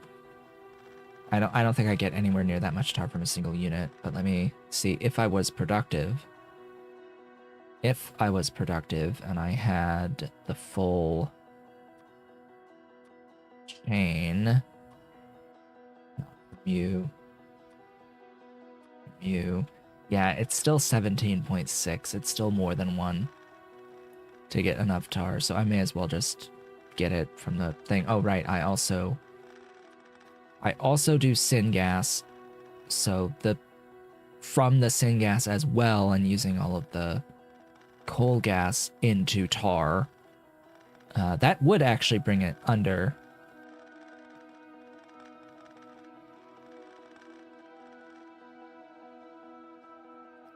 So a single tar syngas unit would be enough.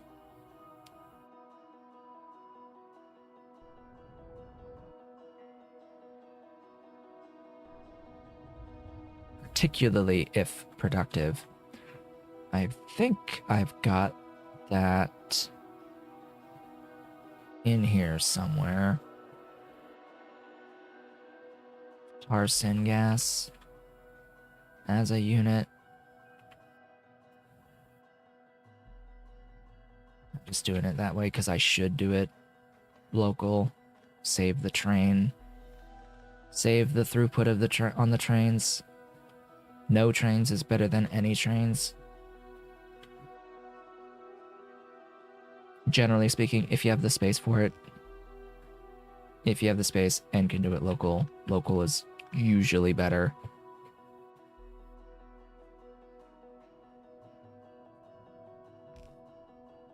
So let's set it up for local and use modules for extra output.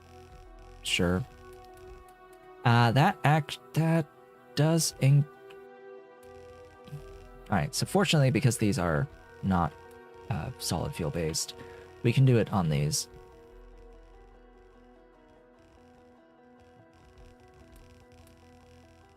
Oh, I've got Mark II gasifiers, do I not? Have I set? No, I don't. Alright. That's fine. I have a request, but I am not making them yet. Do remember that I could Mark II basically everything at this point, especially now that I have the neuroprocessors online. Yeah, especially now that I have both the neuroprocessors and mechanical part 2s and all the stuff that makes mechanical part 2s. I believe that I can make every single Mark II item that is unlocked here at this tech level. All of the alien life stuff. And all of the alternative energy stuff, actually, as well. I need to look at that because I haven't actually taken those Pi 2 techs that unlock the Mark II like tidal power cores. I need to get the Mark II titles unlocked sooner rather than later, preferably.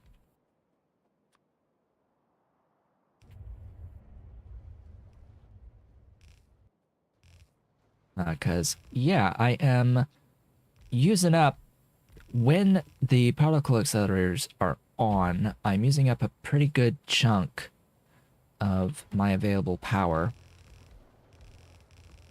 And I am at that point where I do have periods where I am using steam. Yeah, I am currently using steam. And I feel like that's the point where I'm like, okay, I need to scale my title now. Like, the steam should be backup power generation for me.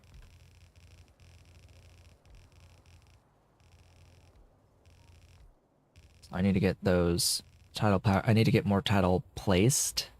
Ideally, I would want, actually, I've been needing to do it for a while. I need to get water fill online. I do need water fill. It's just a matter of actually getting it. We've made glycerol. Like, we've made the primary thing that we need for, like, explosives and stuff, so it's not like it's hard to actually get the dynamite for the water fill. The explosives for water fill. We could do it at any point. I forget which of these is which, so I'll let that go and wait. But we're basically finished at this point. I just need to bring this over this way and down.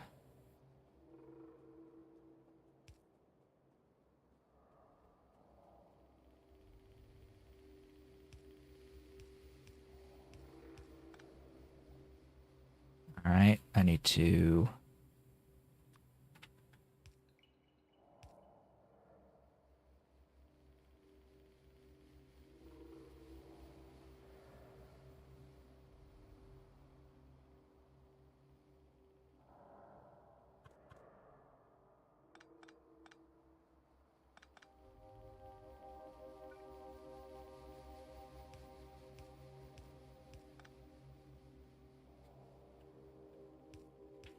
I did that so I could do this.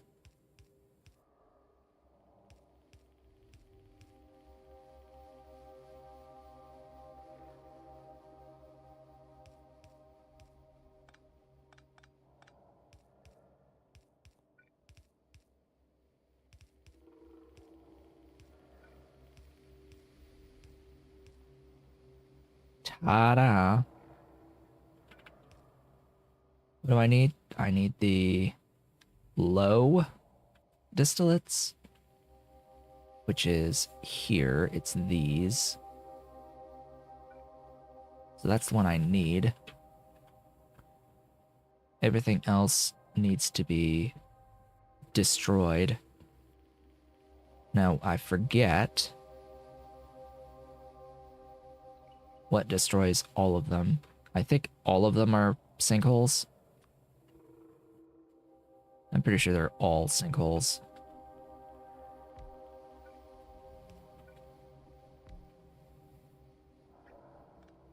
But it wouldn't surprise me if some of them were different.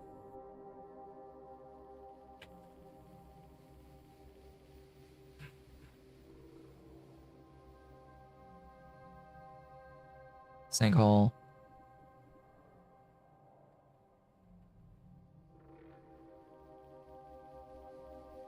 Medium is sinkhole. Residual oil is sinkhole. High is sinkhole. Yeah, they're all sinkholes.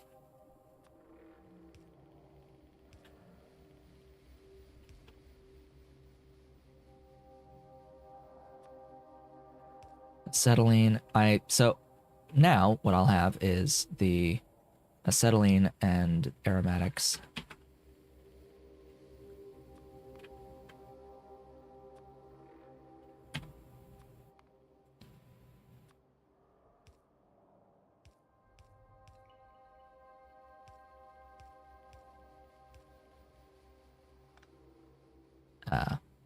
Hmm.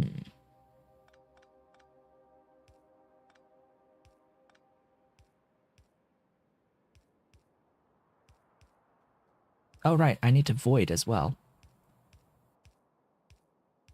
Always forgetting about this outputting sulfur. I should just have a factory just making lube.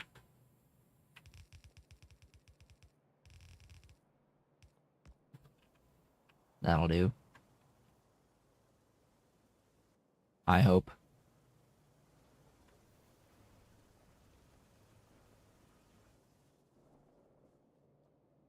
Yeah, I should just have a lube factory. Massive lube. Making the aromatics local.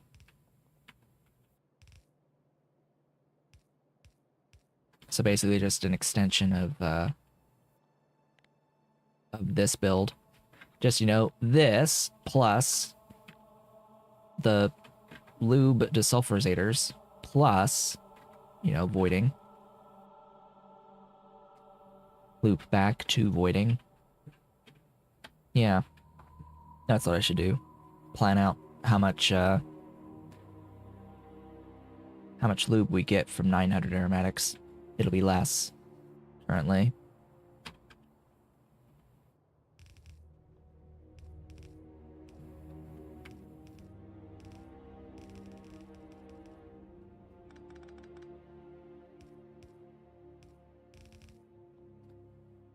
Tin, chromium.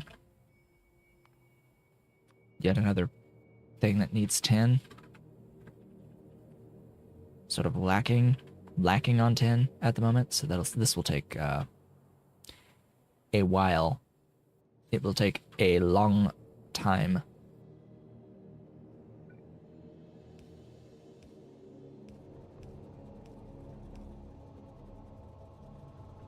Oh, and this totally provides a fluid, so I have to change this to a fluid input station. Woohoo! Thing that I don't have blueprinted. At least we're here.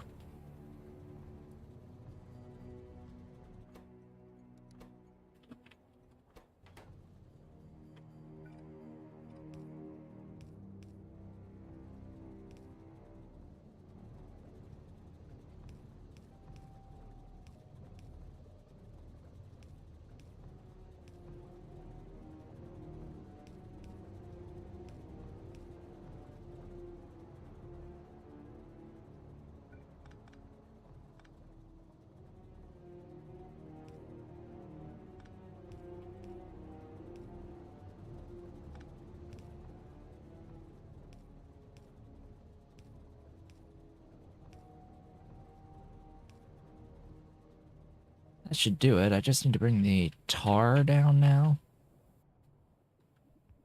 That is the tar.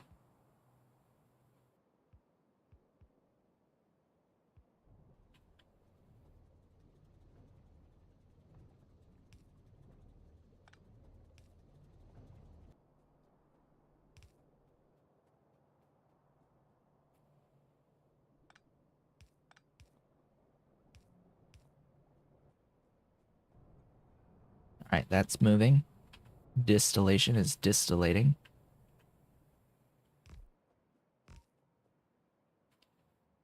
Okay, question of the century. Does this function? Yes. Yes, it does.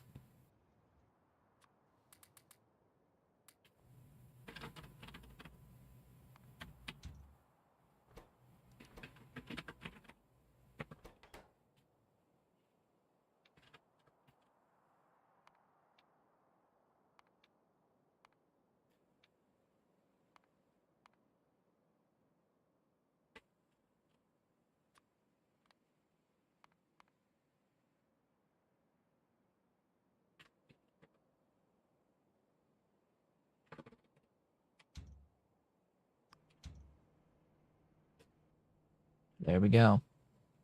We just need to add 10, but yeah, that's going to take a while.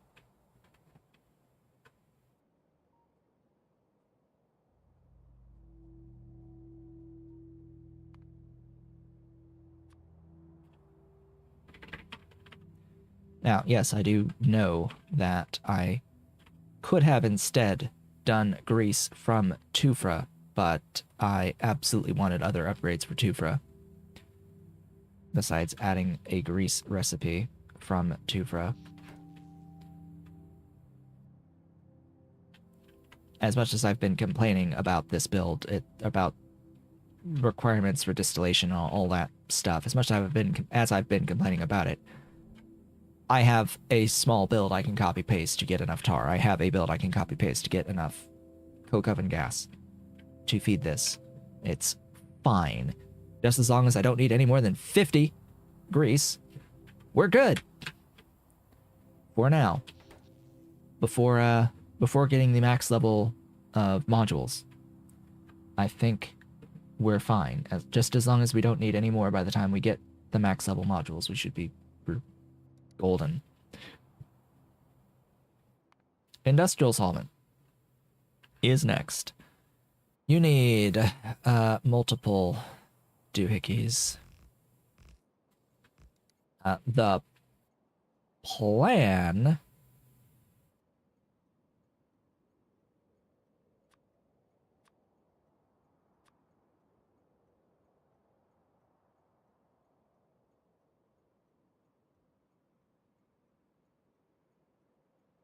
will be import acetone.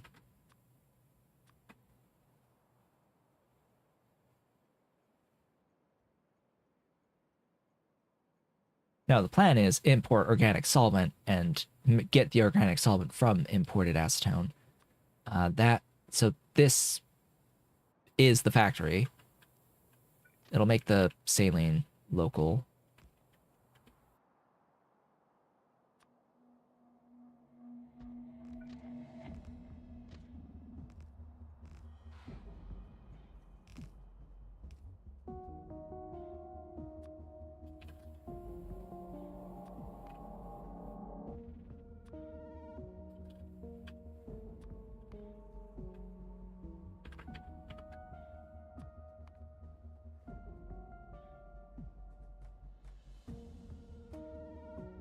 But yeah, the plan is get this tech, light oil processing, and then set up cumene into phenol. Not through this cumene recipe. There's no chance I'll be spending phosphoric acid to make cumene ever. But I will do the distillate version for cumene that uses titanium tetrachloride. I will do that to make cumene, and then cumene into phenol acetone for the acetone and not the phenol. There's actually different ways of getting into the phenol that I would prefer, that I'm doing currently. There's phenol from nothing. I will do that instead, and I will do this for the acetone, especially since this is productive. And then I will do the acetone to the organic solvent, plus ammonia as my primary organic solvent production. Now, for those who have good memories, that is exactly what I did in my previous series of alternative energy, alternative energy without the PyBlock stuff. That's my preference. That's my preference for the permanent solution for organic solvent. Ultimately, is to get the organic solvent from acetone, get the acetone from cumene, get the cumene from distillates.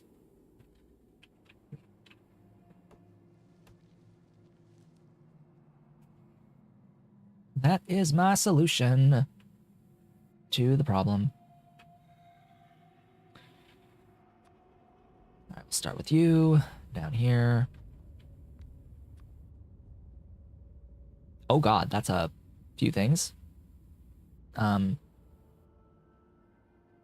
Right. I'm going to use red belts. I have decided. I'm gonna use red belts. Why? Because that means I can have 6 of these per red belt line. And not 18, but 21. 1 to 1.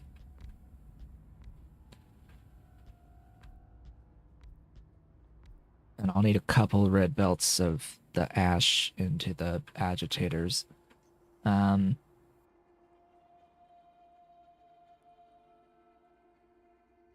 Yeah.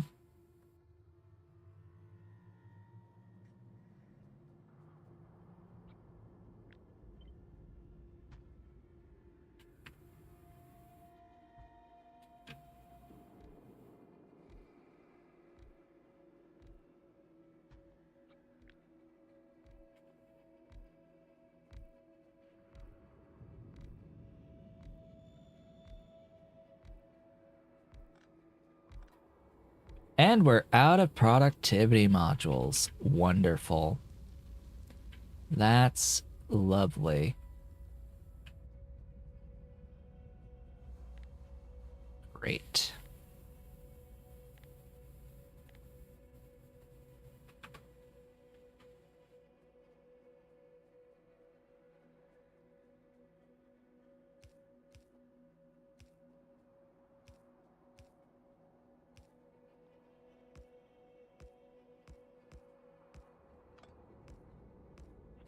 Lower you.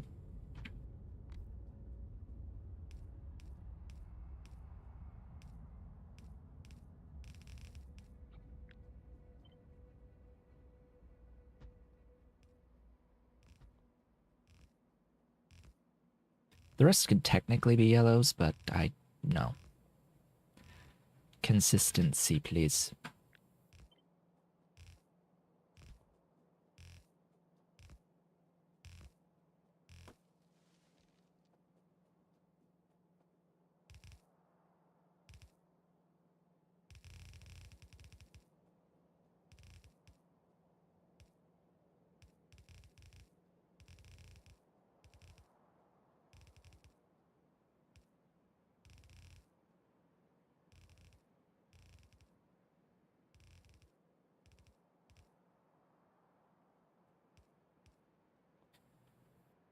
Ah, it is 1.02 machines.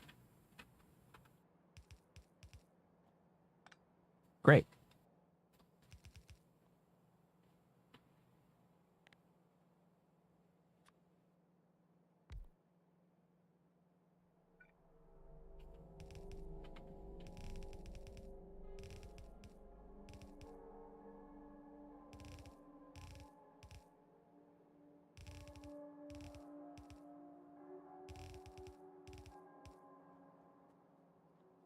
Good enough for me. Could I use less belt if it was stacked? Yes, I could. Am I going to? After having already built it to not use stacked? Yeah, no. And nah. Nah. Nah is the answer.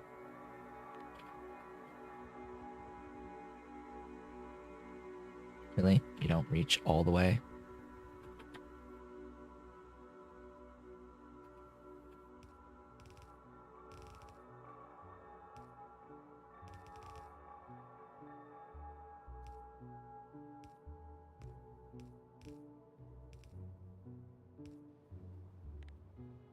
Come on down, make the things. Do the stuffs.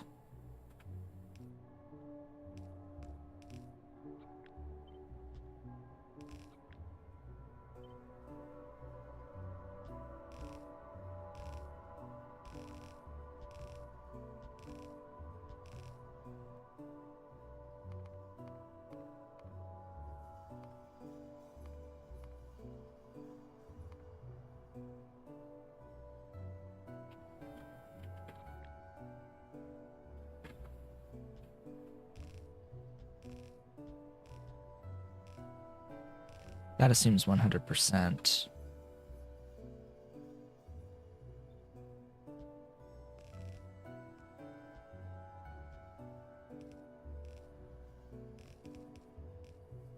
I'm just gonna roughly cut it in half. Of course, it doesn't divide evenly in half, but whatever. It's just one is 10 and one is 11.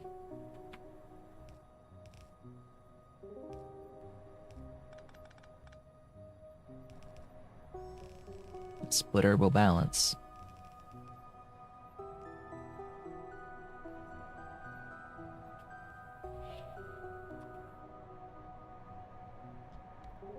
Ah, right, saline. Oh boy, saline. 189. Okay.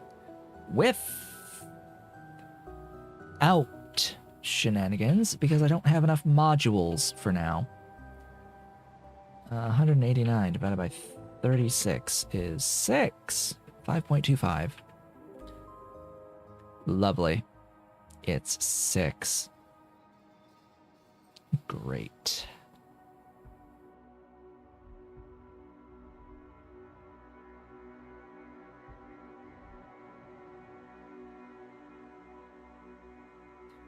Oh god, I'm realizing that I've built this in such a way that I can't actually scale this on the horizontal.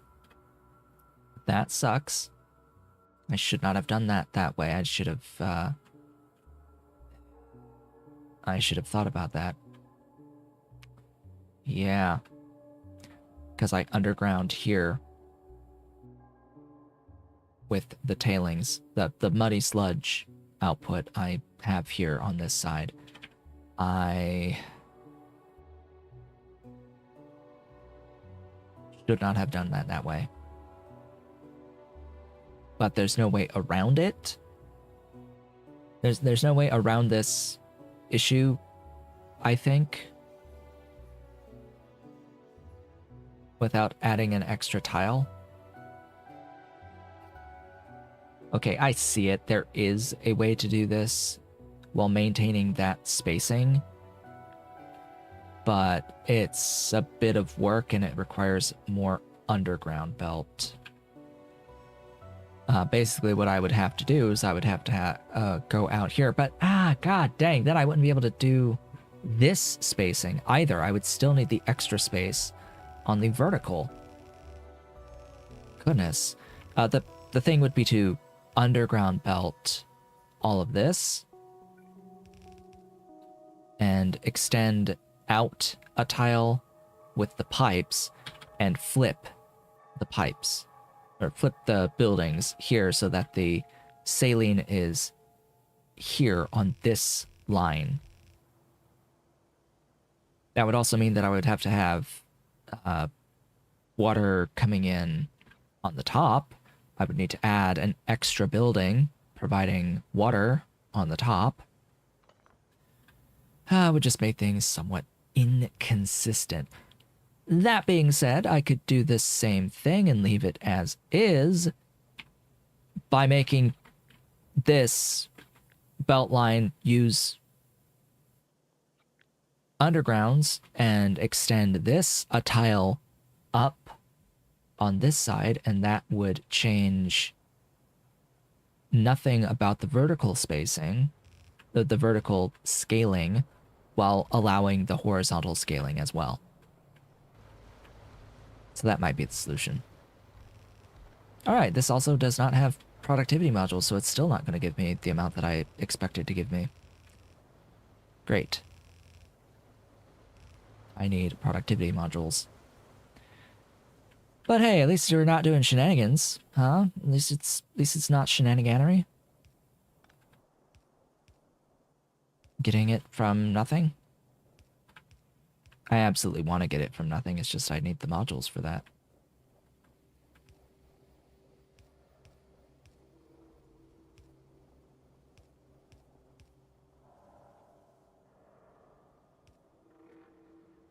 I don't think we're going to be able to get into the diamonds today. By the way, we're not going to finish the diamond build. I will not complete it between streams because we're going to do that on screen.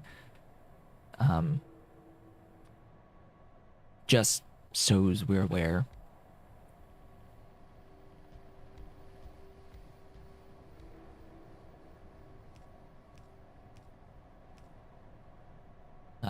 My only goal today was to get neuroprocessors, and we've done said thing.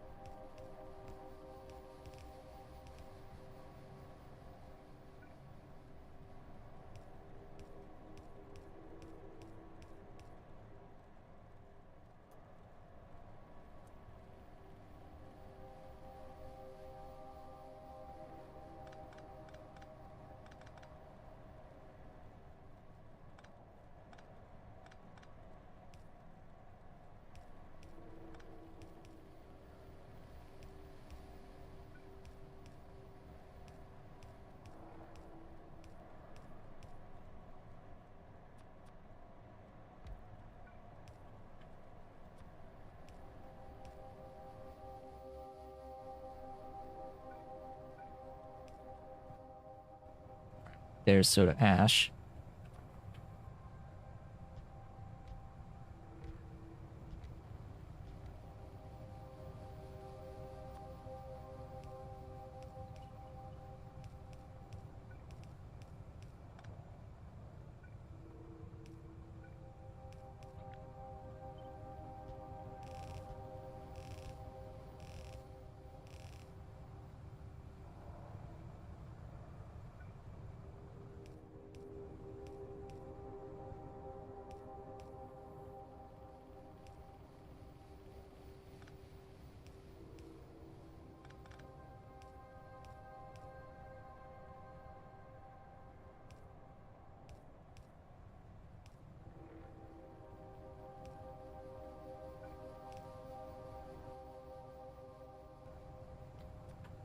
Just add power.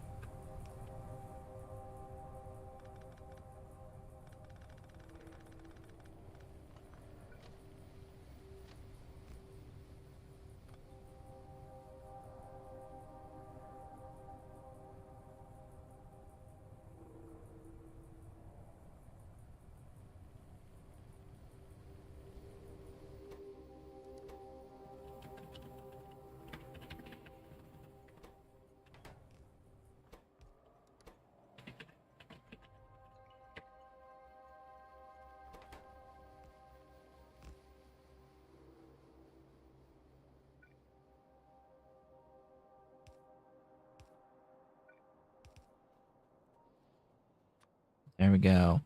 Industrial solvent.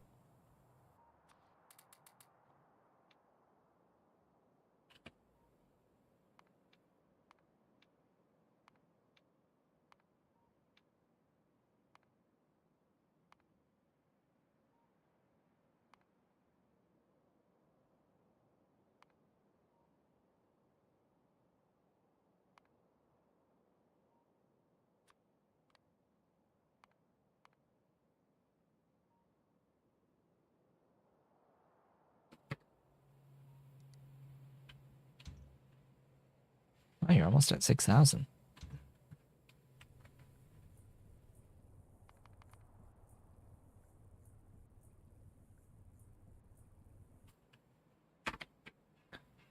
Okay. Head back. Let's see if we've gotten what we need to get.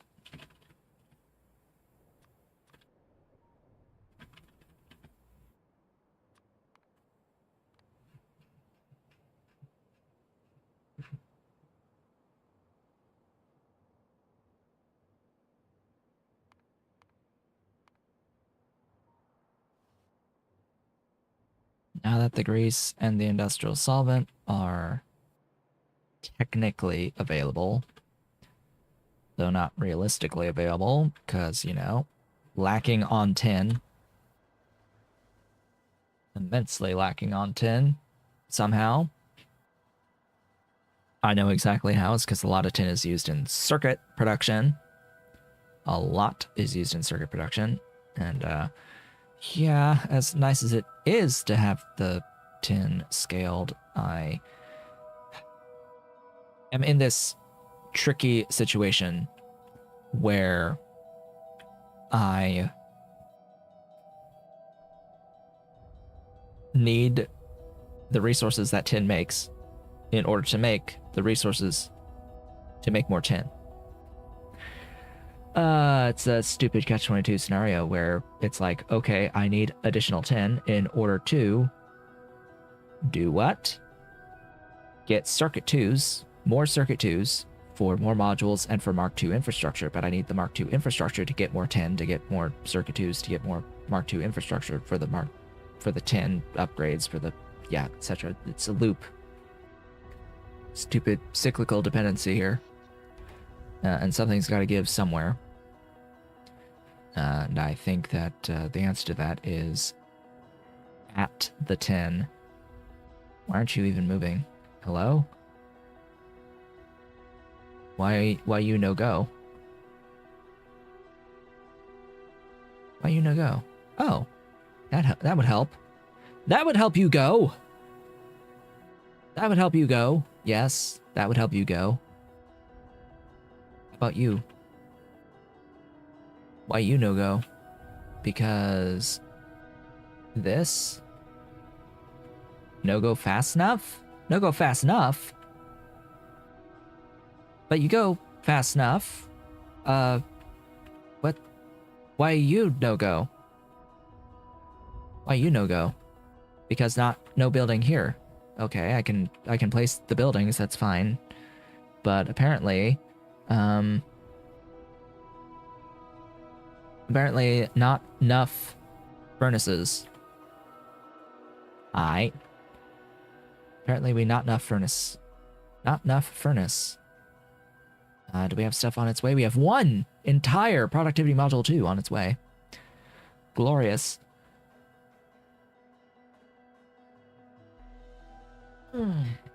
Stretchies. I need stretchies. Stretchies. Oh.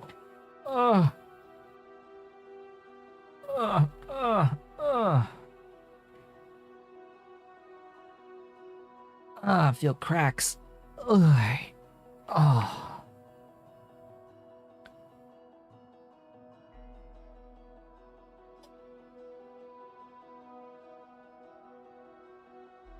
Finally, my head is like clearing up a bit more.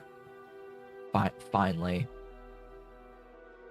But it's come too late. It's come too late to be clearing up at this point. Ugh. God. Alright, give me diamond mines. Diamond mines, thank you. And give me grease tables. You haven't made a single damned grease table.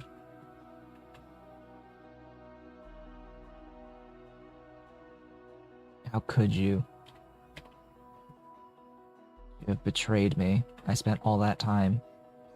I spent all that time doing the grease and the industrial solvent so that I could have the grease tables created so we can work on the diamonds. Sorry about being late. Well, it's good to be here. After we beat Pi, we will be looking at doing Omni with Pi, Omni Pi. Because I know that question's about to happen. There's so many bots on their way. I've got so much stuff. Yes, give me stuff.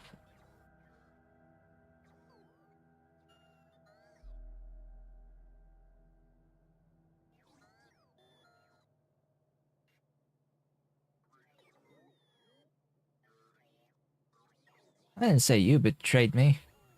I wasn't talking about you.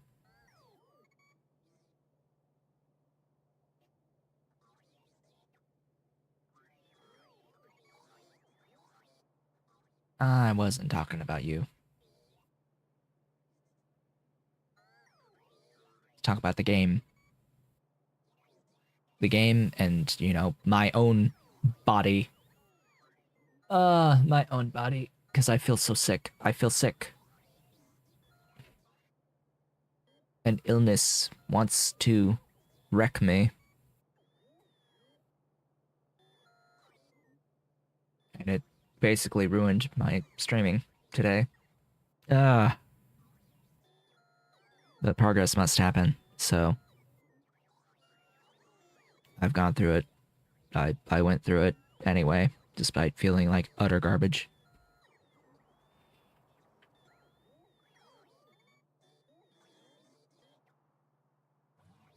Like, the moment I started talking, of course, I had to blow my nose. Like, from the moment I started talking, everything wanted to come out, despite having already been blowing my nose before that. Before I started today's stream, I thought I had gotten everything out, but apparently not. So that kept going. More than just the usual for allergies. And then I had my voice, my throat, sudden attack, dry pain in my throat. I still feel raspy from it. And I've not been able to concentrate all that well. My brain has not been great.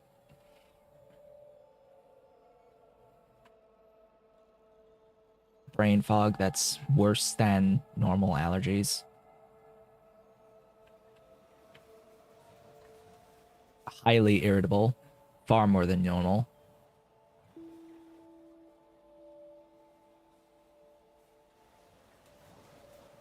Yeah, something's up. Something's up. There be illness here of some description. And I know that I'll need at least 3 grease tables for these diamonds. I need exactly 3 grease tables for these diamonds. I'll also need how many? 54 productivity modules. I have 1. Oh, I also need jigs. I'm not making jigs. Great. That's a great thing to spot.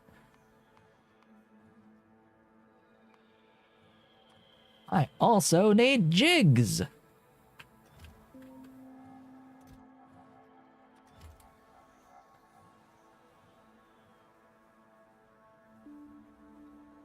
Wonderful. Have some of those.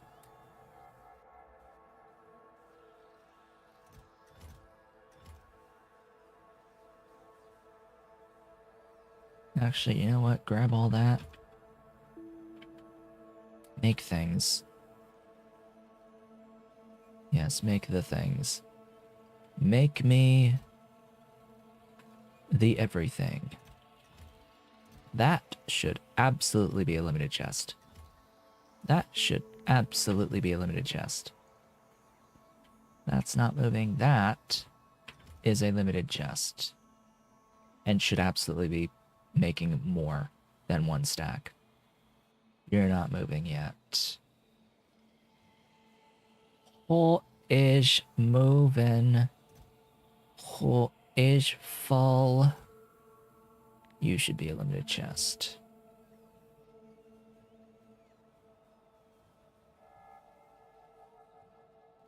You are not full. You should be an unlimited chest, because I know how many I need of you, but whatever, we'll do that. Why are you stack size Oh, because I took half of you. Okay, you're good. You've got stuff. You've stolen my things. Make those. This is still making stuffs. Those are, I need infinite. Those are not moving.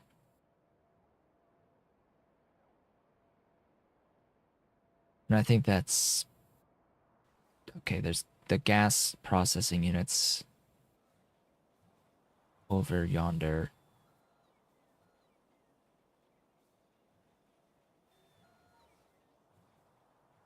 You there.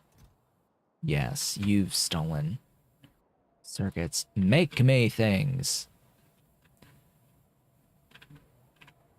I need a few of you. A fewy, a Yui. So complicating matters with all this setup here is that I sort of want to have 1, 2, 3, 4, 5, 6, 7, 8. 1, 2, 3, 4, 5, 6, 7, 8. Like the whole 8 on each line, and then the pure modules up here for these 8. So it's like, okay, now where am I going to put these upgrades? Where am I going to put the other upgrade, like, stuff for these? Because there's 2 more levels of these, and 2 more levels of this. So all these need, like, another 2 levels, but that sort of, like, encroaches on this. That being said, the only one I actually need beyond level 3 is not these modules, but is these. These I need to get up to... If I'm going to do God modules, I don't need to do that either. I just need 5 for God modules.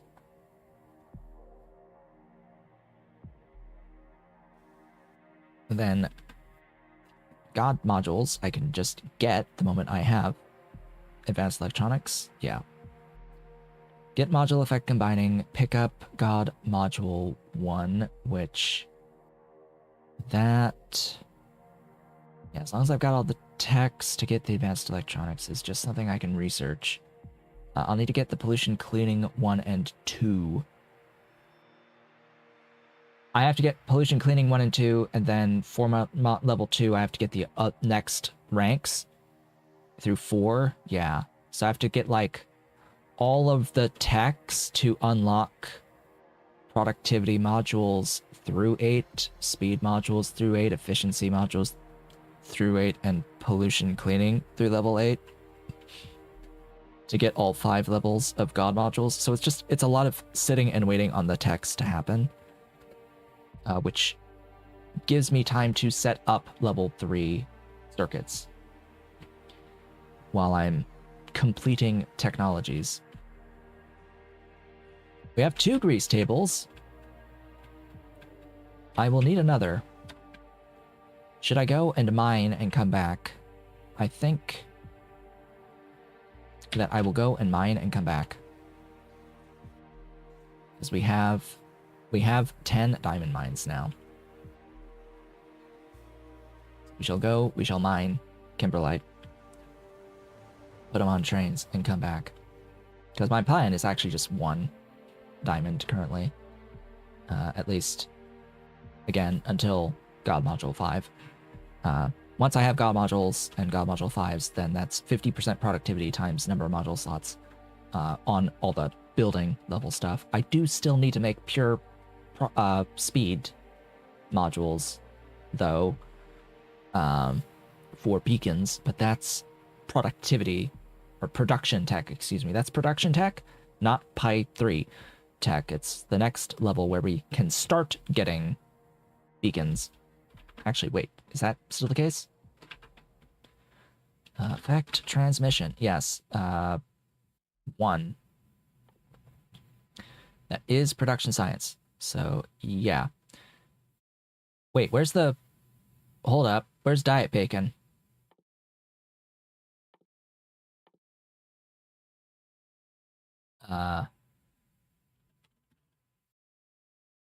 Here. This tech level.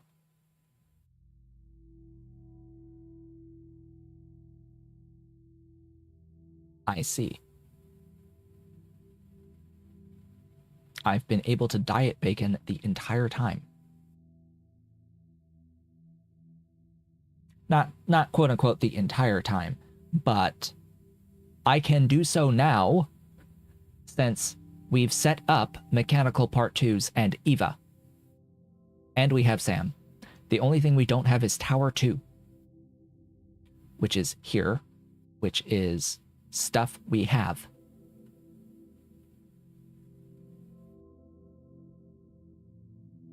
Well, all right then. Once I get this tech,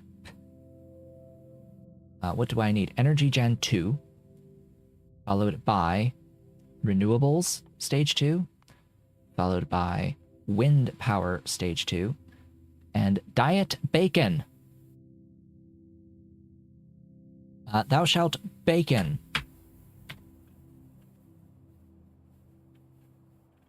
Diet beacon's actually pretty useful. Set them to 5.5 and laugh in speed. I have 877 speed modules, plus the 300 here. Yeah, sure tells you... Oh, and 973 of those too. Yeah. Stuff. I like stuff. I will really like having diet beacons. I will really like having diet beacons. Those are actually really good. I want infinity of those. That will save so much space. That will save a lot of space. What is the multiplier on diet beacons set to 5.5?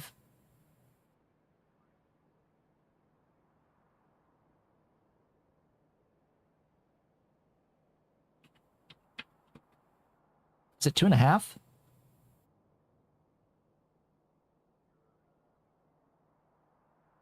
I'm pretty sure it's 2.5, right?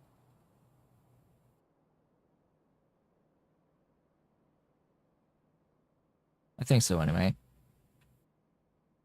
I think it's 5 times difference compared to 5.5 of the full-sized beacon, and that it's the full-sized beacon is like 12.5 or something like that. So it must be 2.5. I can't remember exactly, but it's actually stronger than 1 module effect.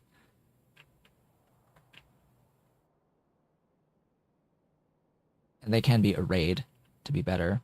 Oh, that'll help a lot with, yeah, that'll help a lot with the rare earth mines. I can rare earth. So I'm looking for kimberlite. Oh, kimberlite. Where is there a node that I have not deleted? I know that there are kimberlite nodes around. I just don't remember where. There's one way down there. I'd rather not go all the way down there, though. There's a bitumen seep.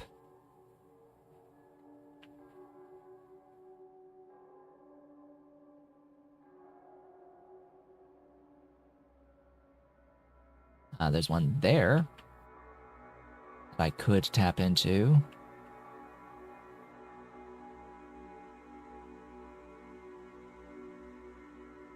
Guess that's the one I'll tap, huh? Not too many left around after I end up deleting a lot of resources that are in my way. It's just a bit of a shame that you must mine kimberlite, and there's no way around it. Absolutely no way around it.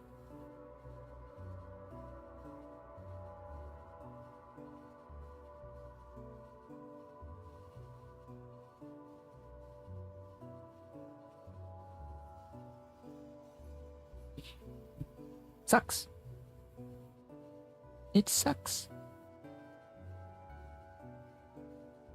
Because it's supposed to be SeaBlock-Style. And this is notably missing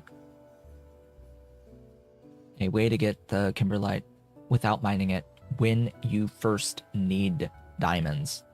There does not appear to be any way to get the industrial diamonds when you need to get the industrial diamonds to progress your tech level without mining it, without mining the raw base material currently. And that does need to be addressed. That is another thing that this is specific to PyBlock. There needs to be brought up in tech a way to get to either diamonds or kimberlite ore through non-mining means when you need to get diamonds to get your Pi 3 science. To get your Pi 3 science. There is one natural way of getting diamonds without mining. And that is through simic blood to kimberlite pulp. That is a way that currently exists. You can get kimberlite pulp from simic and avoid mining from simics. You don't get simics until Pi Science 3, and you don't get that specific recipe until production science through the Simic 2 tech.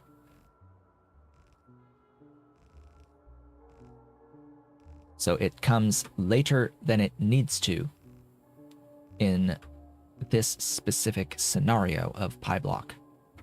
Under normal circumstances, it's not a recipe that I would ever do, because just mine and process kimberlite. But yeah, if the point is supposed to be get your ore from not mining the ore, get it from infinitely renewable means, then this is a point where it fails at the moment.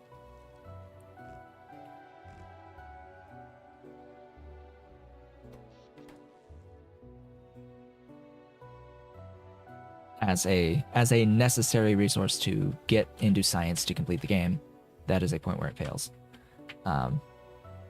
Everything else, there have been means of getting the stuff beforehand, before it's necessary. There have been ways of getting every other resource except for diamonds. I have looked, tried to find ways for the diamonds, and it just doesn't exist currently. Not that I've could find. Wouldn't put it past me to be blind and just have missed it, but I just don't see another way. An alternative way of getting the stuff. Now, fortunately, diamond mines have 3 module slots, and they run off of just electricity. So with those modules, yeah, 1.82 is enough for the factory that I have planned. I only really need 1 for the factory I have planned. But it seemed like without those modules, it wouldn't have been enough. Great.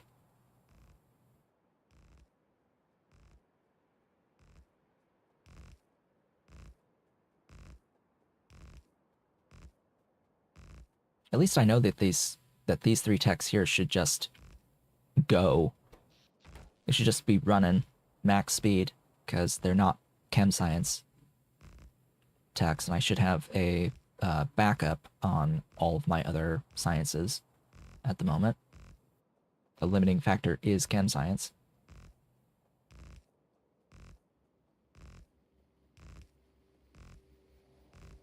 Of which the limiting factor for chem science should absolutely be circuit 2s. I would be surprised if it was SAM at this point in time, but it could be either one.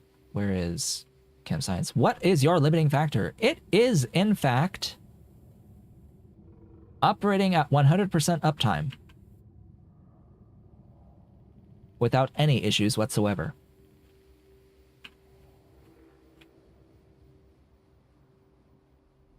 That was unexpected, but not unwelcome. I should build the Mark II research centers to get the extra productivity from the research centers. I should absolutely switch back to 1 here from 2.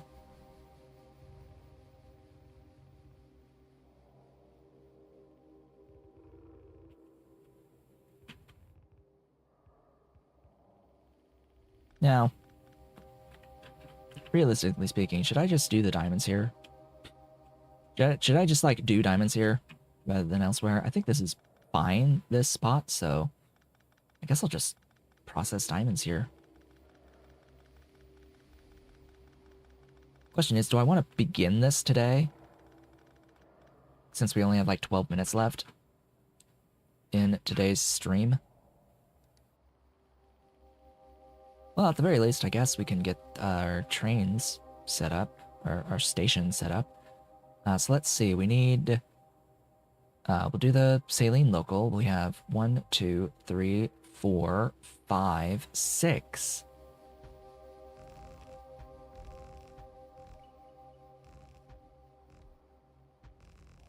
Followed by 2.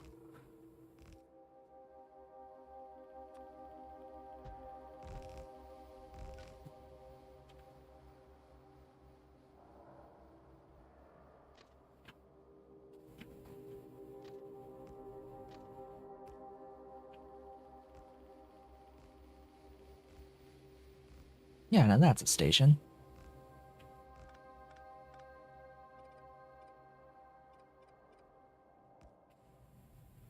I should really upgrade the doohickeys on my blueprint from iron to niobium. Actually, have I taken that tech yet? I have not. We do get access to multi-purpose pipes this tech level.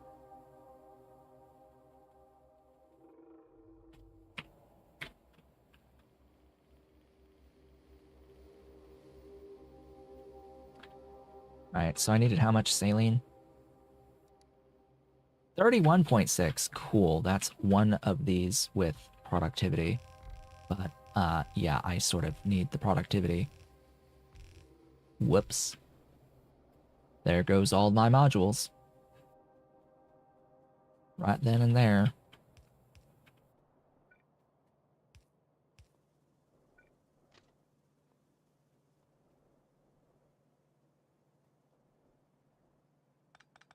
I'll probably be moving... In fact, I will be moving this out of the way so that it's not in my way.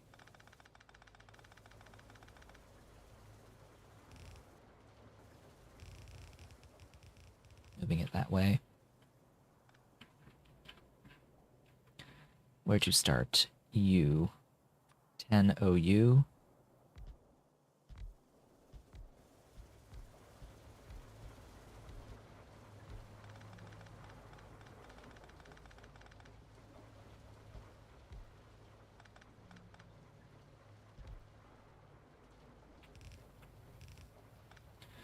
Why, oh why, are you productive? You should not be productive. If anything, you should be speedy. It's because I've set the default to be that. And I have Mark II, so... Speed, and 2, yes, thanks. I only need 3.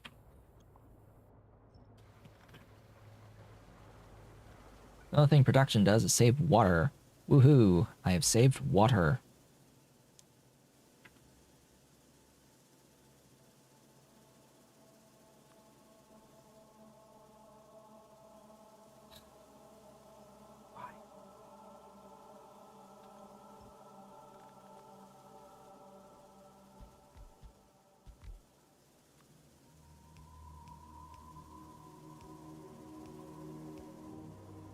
Now, here, it is actually okay, because I do need to save the water here to keep this a compact build. But as I mentioned, I think I need to make some updates to this for it to be scalable more easily, horizontally, as well as vertically. if I'm going to even keep this. I'm not really planning on keeping this since I do have the ability to just magic saline out of thin air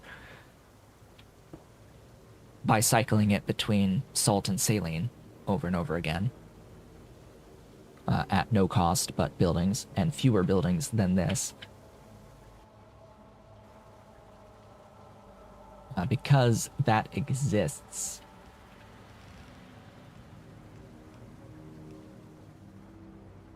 I don't need to worry about this as much. I'm doing it here just because it's convenient, but and I would have to do that anyway to start the process of getting that loop going. That, or have a place where it's doing salt and carry salt with me so I can start it manually. I think that might be actually easier to do, is just carry salt. Okay, that's that. I guess we'll do this.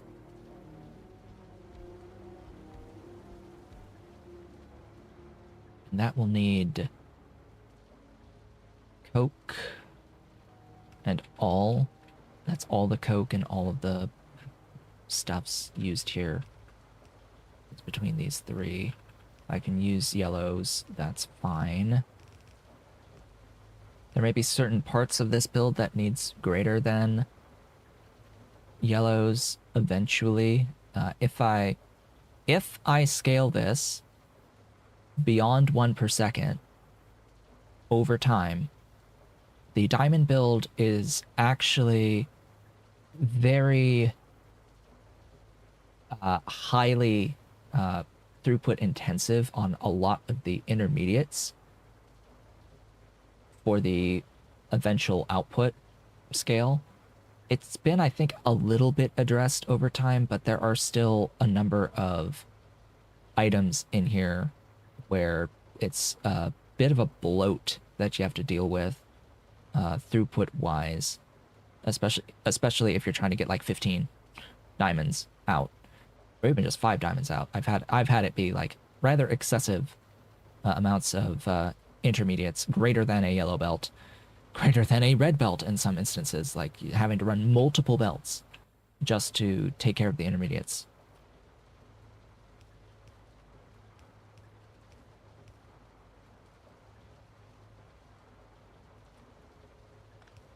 Fortunately, with dealing with only 1 per second, we should be fine.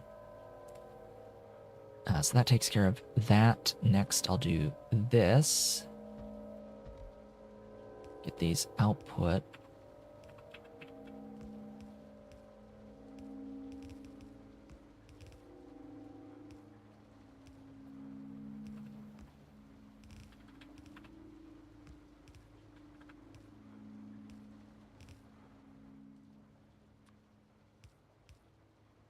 Doing the slaked lime from the lime just because it's convenient.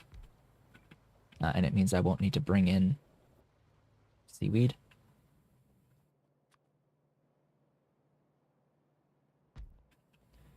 Ah, this again. This will use reds. Maybe. Maybe not. Maybe I'll just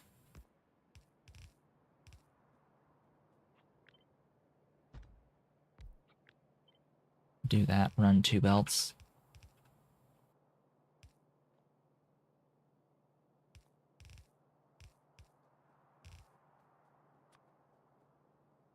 Bonk, bonk, bonk, bonk.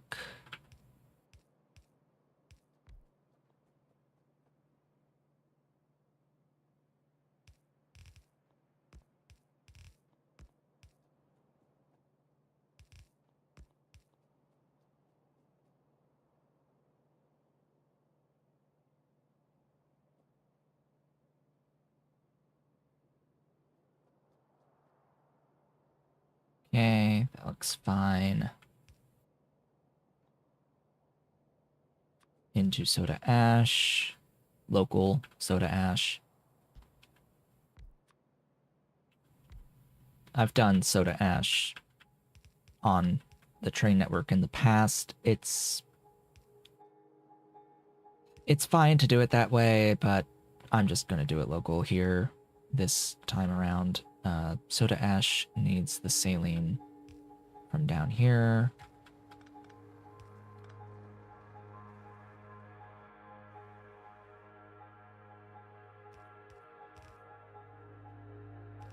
Kick alk, coke, kick alk.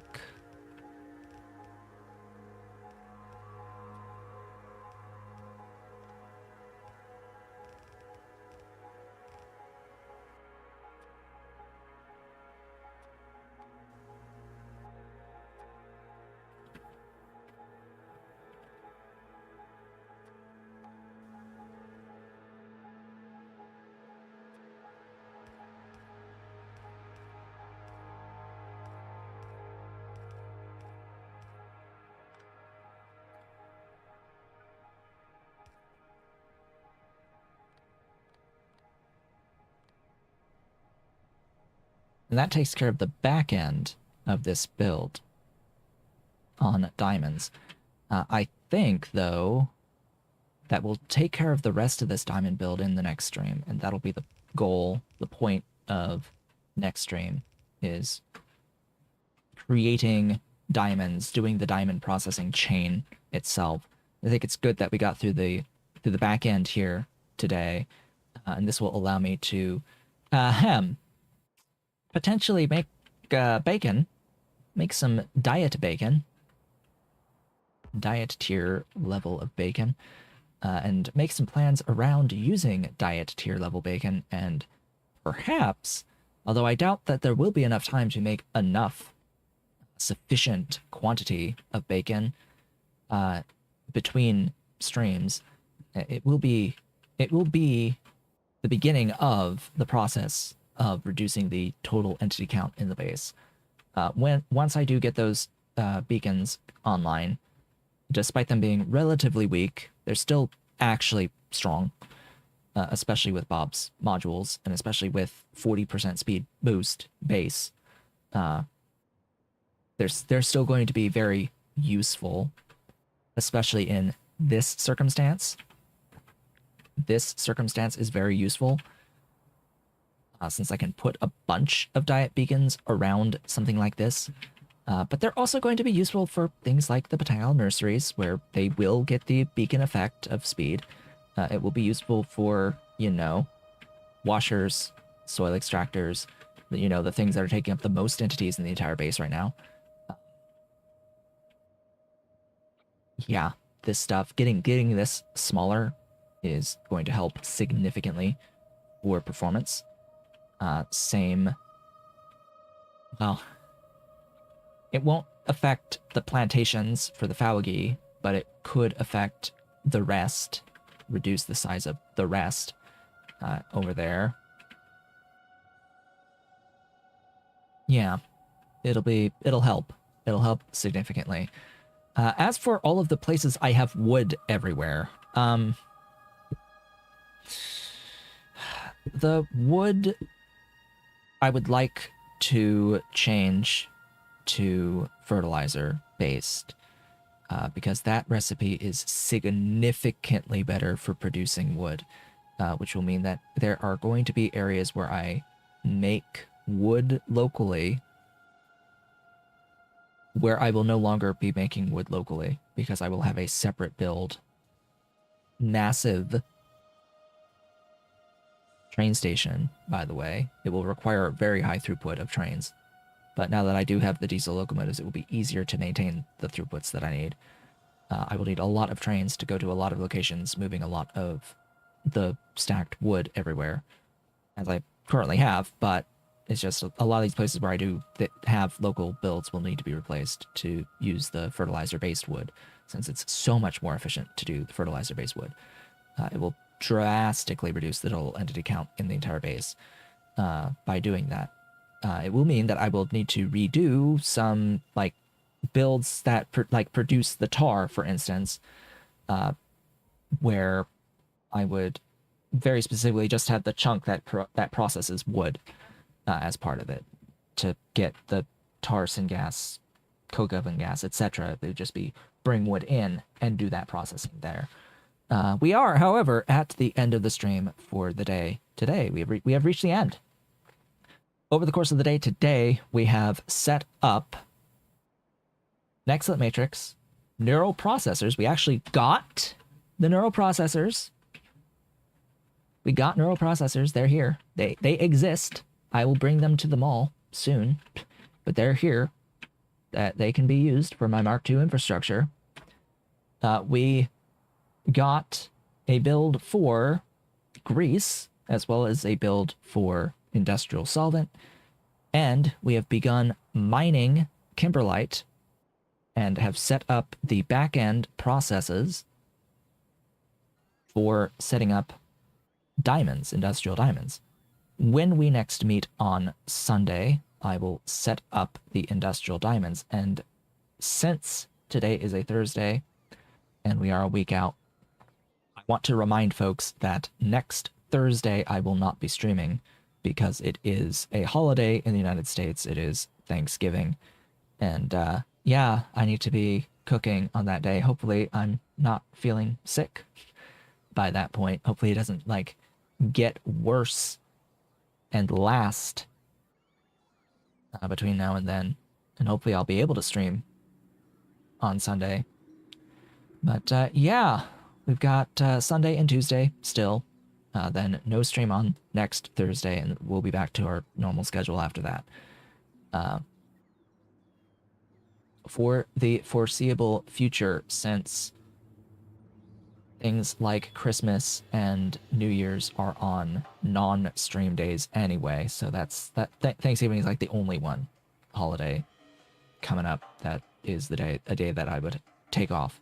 So with that, I would like to thank you all for watching, regardless of which platform you're watching on. This has been a Talk to Shiva. If you enjoyed today's stream, do all the social stuff down below, and I will be back on Sunday with diamonds. I hope to see you all then.